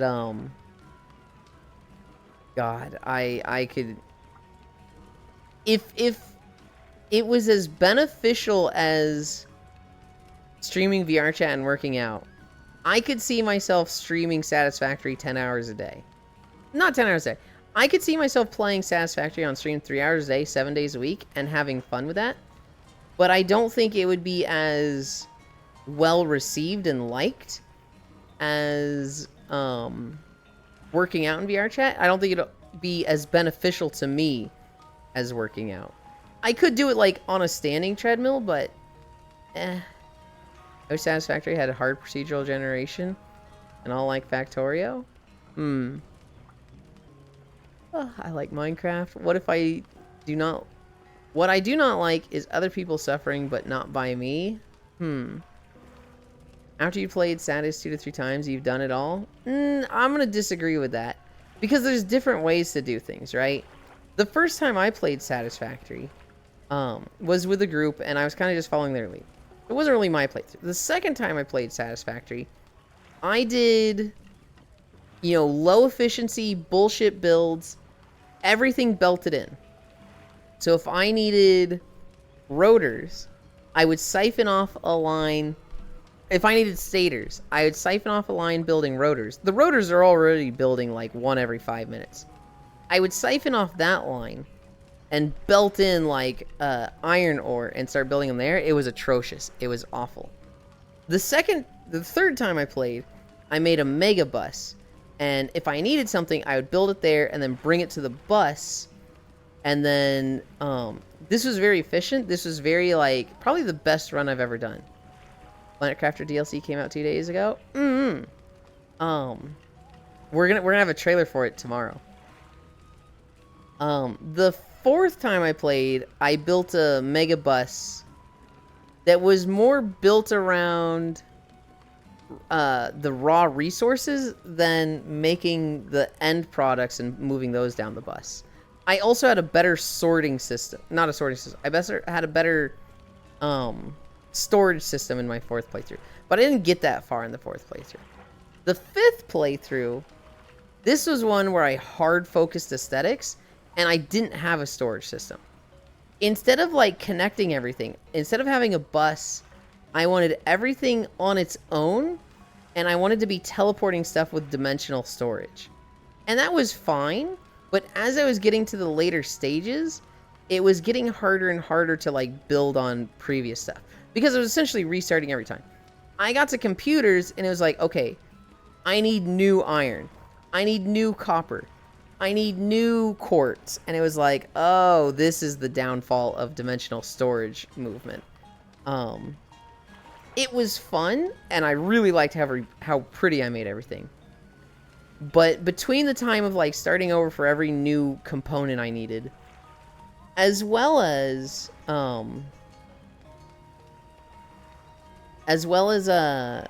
know, the making everything aesthetically pretty, because I was making everything gorgeous that fifth run. I put in like 200 hours and I was at assemblers and it was like, okay, this is way too slow. The next time I play Satisfactory, the next time I run, hi Montana, thank you for the follow. The next time I play, I'm going to do a combination. I'm going to try and have I'm going to try and be belting in resources to a central location. Belting in / bringing in trains. So like I'm going to have a vast train network that's bringing everything to a massive hub. And then I'm going to do it as a mega factory. And so when I need resources, so let's say I need computers, I'm going to have this massive hub of resources that's just, you know, circling there. And then I'll siphon off, I need this much iron ore. I need this much copper ore. I need this much quartz. I need this much oil. That's my plan for the next time. And then once I build it at its little facility that branches off of the main hub, that'll go to a dimensional storage. And I'm planning to do a mega factory next time. But that is, who the fuck knows when I'll get to that.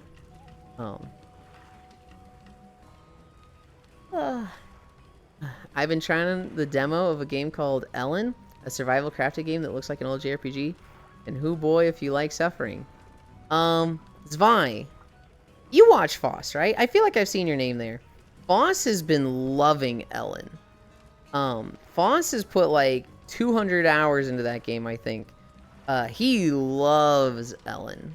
If you don't watch Foss, it's Fortuitous Foss. He's been playing a lot of Ellen. He's totally like hard addicted with Expedition 33 right now.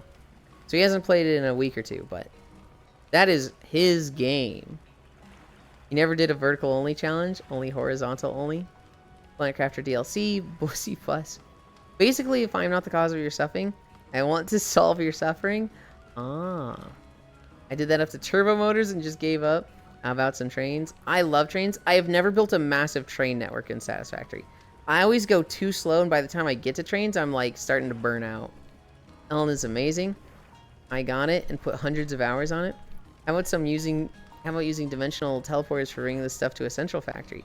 When I say teleporters, I wasn't using like official teleporters. I was using dimensional storage.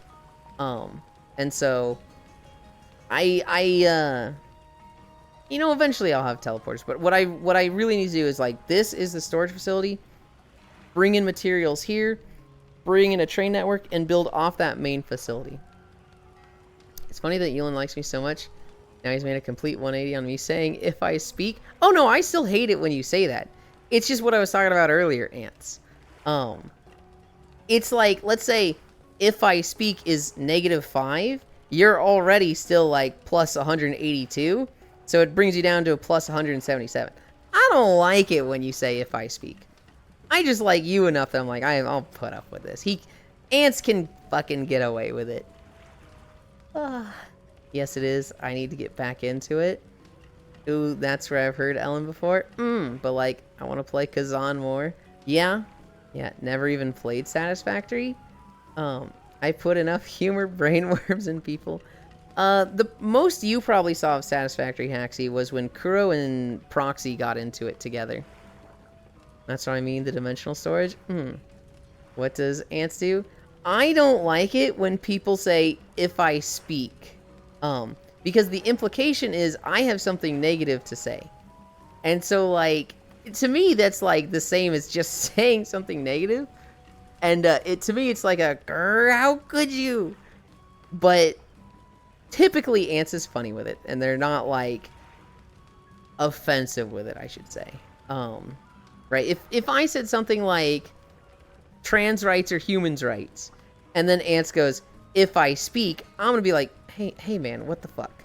But if I say like, I'm gonna go upstairs because I heard the Roomba bonking around, and I bring my lightsaber thing. That's my home defense weapon. And Ants goes, if I speak. It's like, yeah, okay, I get it. I know it's a dumb home defense weapon. Right? There's different things you could say it to that. In this case, it was simply Germans. They can imagine what I'm going to say, and it makes it work. In this case, it was simply Germans. What do we call people who like suffering? Okay. Roomba gonna bonk ya? Dude, I've never been so happy to see a Roomba. I love you too, Ants. Me. I mean, Germans. Yuki is very much somebody that enjoys self-inflicted pain and suffering. That girl will be like, I'm gonna play Dark Souls 3. We're only going to use the bow. I'm not allowed to hit anything with a melee weapon. I have to kill every boss with just bow and arrows. And it's like, what is wrong with you? Hi, Dore. Dore, what's going on with the goblins? Is there like something going on with all the androids and the goblins? Are the goblins being purged by sex bots? What is happening? I saw Gabby's commission this morning, and they got sandwiched by the toasters. And it wasn't, that long after you. That isn't a fun way to play Dark Souls. Yuki's just like, yes. I've done that, it's actually suffering. The way you know I hate somebody is by me telling them straight up that I don't like them. It's not fun, sounds like fun. That's kind of the same for me. I don't know if I always go like through that much effort to tell them. I would typically just avoid them, right? I'd typically just be like, all right, I stop interacting with this person. If it's something where like I need to interact with them, I'll just tell them. So like I used to raid in WildStar. Blame Gabby for caving to Eris. I used to play WildStar, and I did not like the guild I was. Oh, I loved the guild, but I didn't like the way they were running it. And I was like, I'm not having fun. So I just told the raid leader, I don't like the way you run raids. It wasn't like you need to change. It wasn't like you're a bad person. It was just like, I'm not having fun. So I'm not going to raid anymore. I'm just going to quit. Good luck to you guys. But yeah, I don't like the way you run your raids. And he had never had somebody like speak to him like that. Because normally people either just disappear and quit on him, or they curse him out. that, either those he could deal with fine, but just having somebody being like, yeah, I don't like the way you run your raids. You're fine. You shouldn't change. But it just doesn't gel with me. The dude was like deer in the headlights, just like, okay. Do I need to do anything? No, you should keep doing exactly what you're doing. It's just, you know, I'm not gonna play with you guys anymore. Oh, I don't know what to do. Okay. Sounds like fun. Blame Gabby for caving. The way you know I hate someone. No, bots and goblins a dangerous combo. I just straight up say I don't like you. It's just pure pain. I did it for the sake of doing it. I forced someone out as raid leader before because no one liked him and took over. It's a power I use sparingly. That is a sign of a person reaching the lowest level for me. I'd love to do some D&D someday. You mean Sunday? Is Yuki ready to do D&D? Have they gotten past the trauma and past experience they had from that?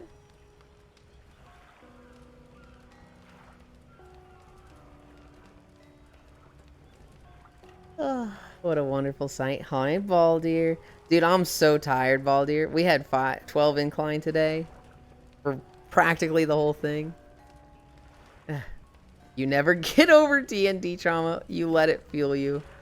Which D&D, what a wonderful sight. Yuki was playing with a very unfun DM. This is a reminder. Thank you, Zuby. Yuki was playing with a very unfun DM. And I was like, dump their ass. Get rid of them. Stop doing this. And they did. And at first it went well, and then the person reacted very negatively. I'm glad they did it, because, man, it seemed like it was really fucking getting to them. He hasn't reached out to me since. If he's gonna be like that, Yuki, you're fucking better off without him. Bad DMs made me a much better one. But you do gotta speak up and or leave, yeah? It was... Dude, this DM... It's something that, like, was so problematic that I purged it from my mind. I just remember them being, like, an absolute pain. Yuki could probably talk for, like, 10 minutes on just how problematic they were. Not that I want them to, but... the stuff they were doing was, like... Hey, man. You gotta understand that this isn't fun for everybody. I felt more like the DM than I felt like he was. It seems like a tough walk. Good job, good boy, for getting it done. Thank you. Surprise high five. What is... Oh. I have IcoStream up on one of my windows. To keep an eye on, you know, repo today. He not pinned the code yet? And I saw in the corner of his stream, it was like a Wind Waker clip where a guy gets knocked off a boat and then they get pulled underwater and it goes into a music video about like sinking. And it was like, what the fuck? Dungeon Master or Discord message? Dungeon Master. It was a Dungeon Master who... I guess they had like a thought on this is how games should be run. And they did not have a sense that it was very unfun for the other people participating. Some people are just like that. One of the biggest things for me is that you can tell who watches Twitch and who doesn't as a streamer. When you see a streamer just doing things that are like just awful. It's just like nobody likes this dude. What is... This is insane to me. You can just tell they themselves don't watch much Twitch. Because if they did, they would know that this fucking sucks for a viewer. There was someone recently, I was talking with them with Oku, and we were watching this person, and they just kept crashing out. They were literally just, like, baby raging over their internet going out now and then, and, like, you know, what they were doing in game. And it was like 2 hours of them just crashing out. And it was like, dude, how? Like, how? You just gotta have a sense of, like, people don't want to watch this. And if you're a streamer and you don't watch Twitch streams, you could be completely oblivious to that concept. You can be completely oblivious to, like, people don't like watching this. You're frustrated in that moment, and it's helping you vent by complaining about this. But people hate that, right? The moment you start watching Twitch and you see somebody really crash out hard and, like, really just raging on their stream, not in a funny or humorous way, it's just a bad time. It's like, hi, Micaiah. Well, I mean, you watched it for 2 hours. I watched their collab partners for 2 hours. They were kind of just there. I was trying to give less info on who it was, because some of you might figure out who it was. The moment, like, you're a Twitch viewer and you see 1 or 2 crash outs and you're like, dude, this is just awkward, painful, and I don't want to be here for this.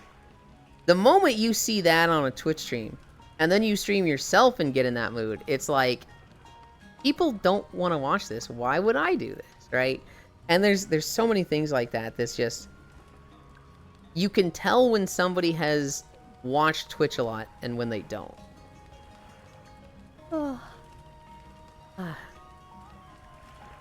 Dungeon Master.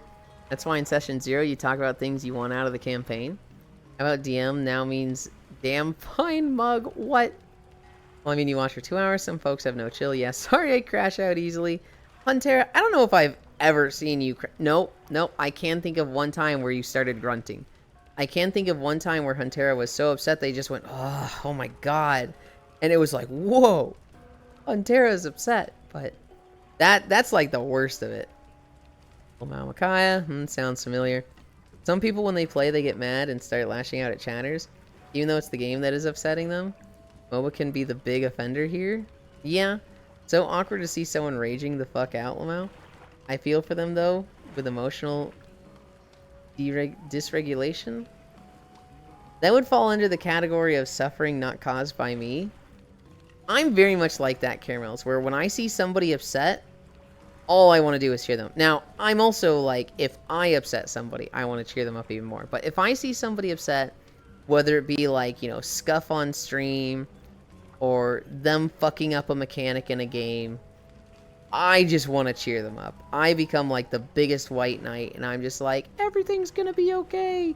It's understandable that this is happening. I just want to cheer them up, and I have been called out for like... I've been called out for simping too hard and like sucking someone's dick on stream, and it's like, do you not understand that they're not having a bad day? That they're like... They need a little bit of cheering up right now. There are 2 ways of me reacting to you suffering. Me yelling fuck in Expedition 33 is actually the mood reset. What a supportive little hero look being nice is allowed. Either I will support you. Tech issues is the #1 way for me to crash out. Same for me, Micaiah. When things aren't working for me, I am fucking fuming. I am livid. I hate it. I just want it to work. And I'm real close to like just saying fuck this shit, quitting, and I hate this. But I know people don't like seeing that, so I'm trying really hard. There's been like 2 or 3 times where I'm fighting. I am fighting to stay positive, to stay upbeat, to not focus on the scuff, and like, oh man, scuff happens, but you guys don't care. You're here for me, and we'll deal with the scuff together. When people are like pushing my buttons and teasing me despite me doing that, that's when I actually crash out. That's when I start getting real sassy with people, and I'm like, I do not have the patience for this today. I'll scuff you up.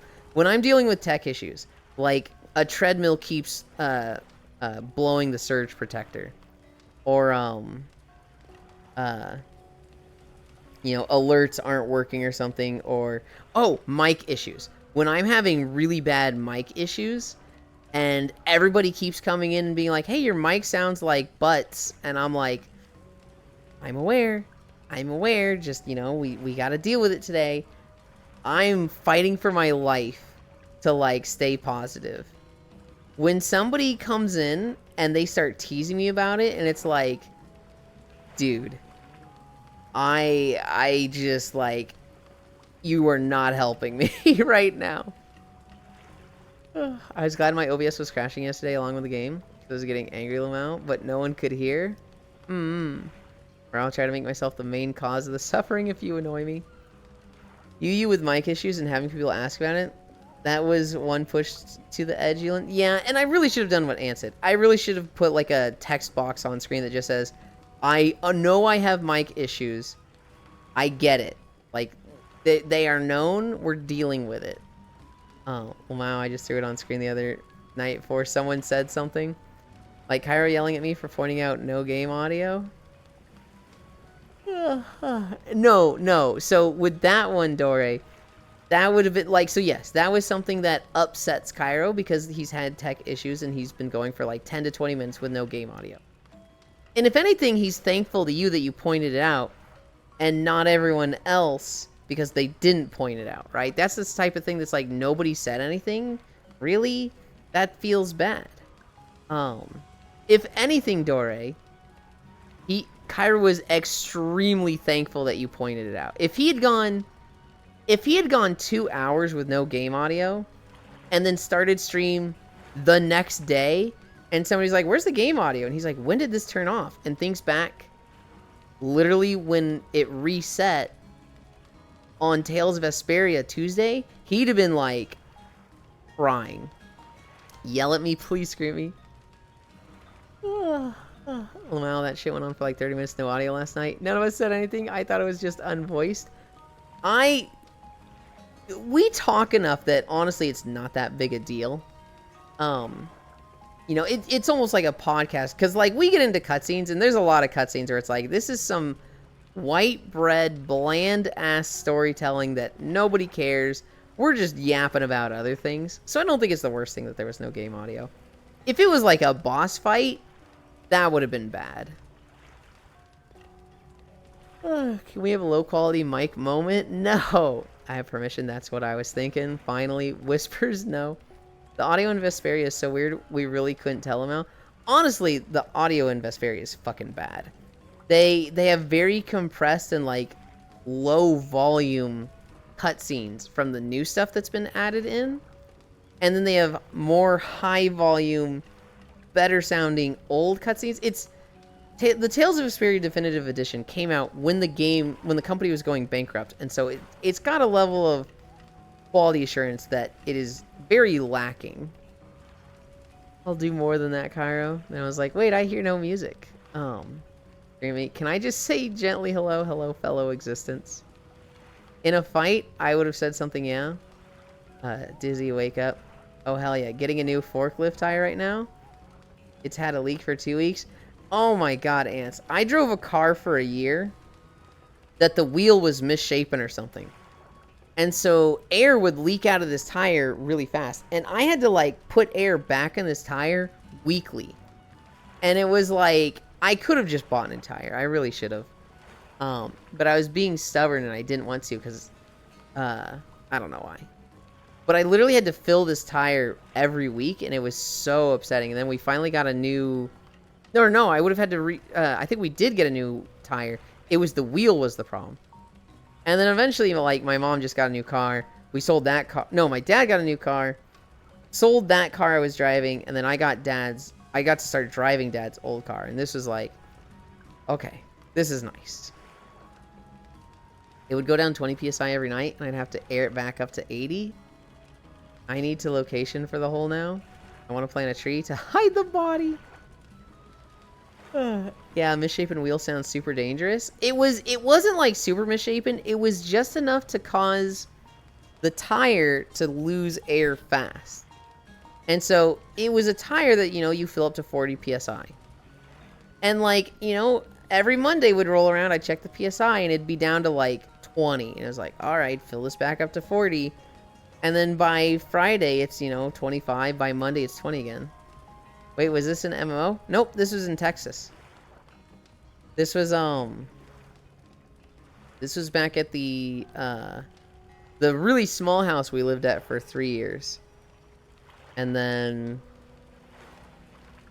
Texas is basically an MMO. No, this is Patrick. No, this was in Texas, in Dallas. The car was an '06 Cadillac CTS. And then Dad, he had a nice work car. He got rid of the Cadillac, and he got a pickup truck. And so it was like, okay, I'm driving whichever vehicle of Dad's he's not driving. And so, most of the time it was the pickup truck. And then every now and then it was this really nice work car that I don't even remember what it was, but if it was an MO, it makes sense that a pothole probably did the wheeling. I have an idea for a new redeem. What is your idea? It's very unlikely I do it because I'm very stingy with redeems. But go ahead and share it. Of course it's a pickup, SMH. My dad has always been a wannabe redneck. My dad grew up in... Before the age of 12, he was in Alabama, Vermont, and Louisiana a lot. Kind of bouncing around those three. And then in California, he went to Santa Clara. And grew up there.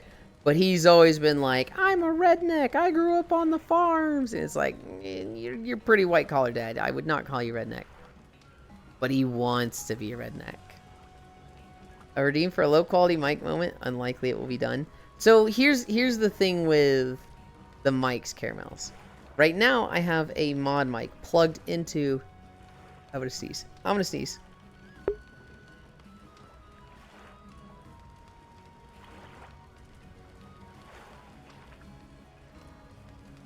Excuse me. I have a mod mic plug magnetized to the side of my headset. And that's a pretty good quality mic. It's a lapel mic. It breaks now and then. Especially when I had the old cable for the Vive Pro. It would just die and sound awful. You'll need to redeem that does nothing. The backup mic was the Vive Pro mic. The problem with the Vive Pro mic is that it's high-pitched and squeaky and just not good quality. Vive Pro mics fucking blow. I could switch to the Vive Pro mic for a redeem. Not that I really want to. And it's when it's super high-pitched, it's not something I can control. Sometimes it sounds bad. Sometimes it sounds bad and high-pitched. So it's maybe an artificial voice filter. That is an option. I also just don't really want to do it. What I would like to do with my redeems... I would like to be able to change how much you can pay for taxes. That's not a feature of Twitch. I would like the community goal to be limited to you can only pay 100 points a day. I want it to be something dirt cheap instead of a full 2,000. That way you guys can actually use your points on other things. I would like the outfit, pick the outfit, which when I get more outfits and accessories, will be more of a thing. And then I kind of also want a VIP redeem. I need to set up a roulette wheel. I need to set up a roulette wheel that I can put people's names on. And so I want to limit it to 5 VIPs. 5 or 6 VIPs. And then if somebody redeems VIP, it will, we'll spin the wheel. The wheel will have the current 6 VIPs. And whoever it lands on, they lose their VIP. So it'll be like a Highlander. There can only be 6 instead of there can only be 1. Anybody who redeems it, they get put on the wheel and somebody loses it. It could be the first VIP. It could be the most recent VIP. We love RNG around here. It can auto-tune, but low mic quality. Who's the cutie cuddling with you today? There's cute as a button. That's Grianne. Legendary shitty Vive Pro mic. Only beat by the Rift S. Make it infinite. Also, I love this Moogle. Looks like minimum is 250. The minimum is 100. That is the minimum for a community thing. The thing is, I can't limit the maximum. I can't set, you know... I can't set it to 100 to 101. It has to be 100 to 2,000. And it's the 2,000 that I want to bring down. Hi, Bits. Only 100. But. What do you mean? No. If I could change the amount for the community goal, then it would be you can at most pay 100 channel points, and it would be like 10,000 for a beach day. So it would happen way faster than the 169,000 now. It'd probably be like 20,000. 100 redeems sounds like you guys would hit it in 2 days. Can we have a PP wheel too? No. Can we reduce the tax requirement without resetting it? We can't reduce it at all, Yuki. We cannot make a community goal that sets ranges for how much you can pay. That's just not a feature of Twitch yet. Looks like minimum is 250. I'm pretty sure it's 100, but somebody pay 100 in taxes right now. Somebody who hasn't paid taxes, they pay the absolute minimum. Question marks. RNG IP. Wait, low quality mic moments also work if you set your stream quality to 140p. With everything I said, Bits, you have issue with that? Kind of. Okay, I now have 160p as a video setting. That Yuki contributed 2,250. 250 total? That is the minimum? Really? Okay. That's weird that it's 250 minimum. I thought it was 100.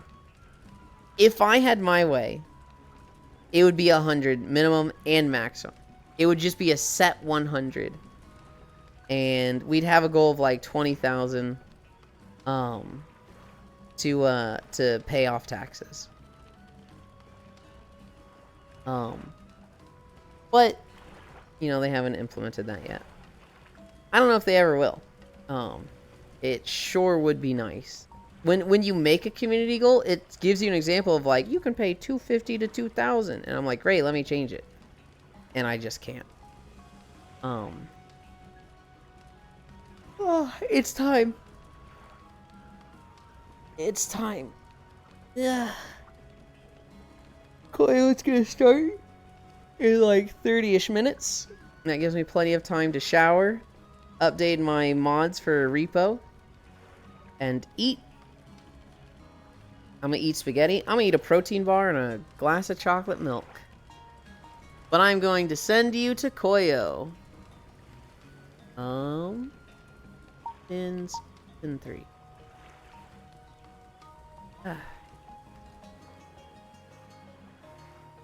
Deserted island map teleport.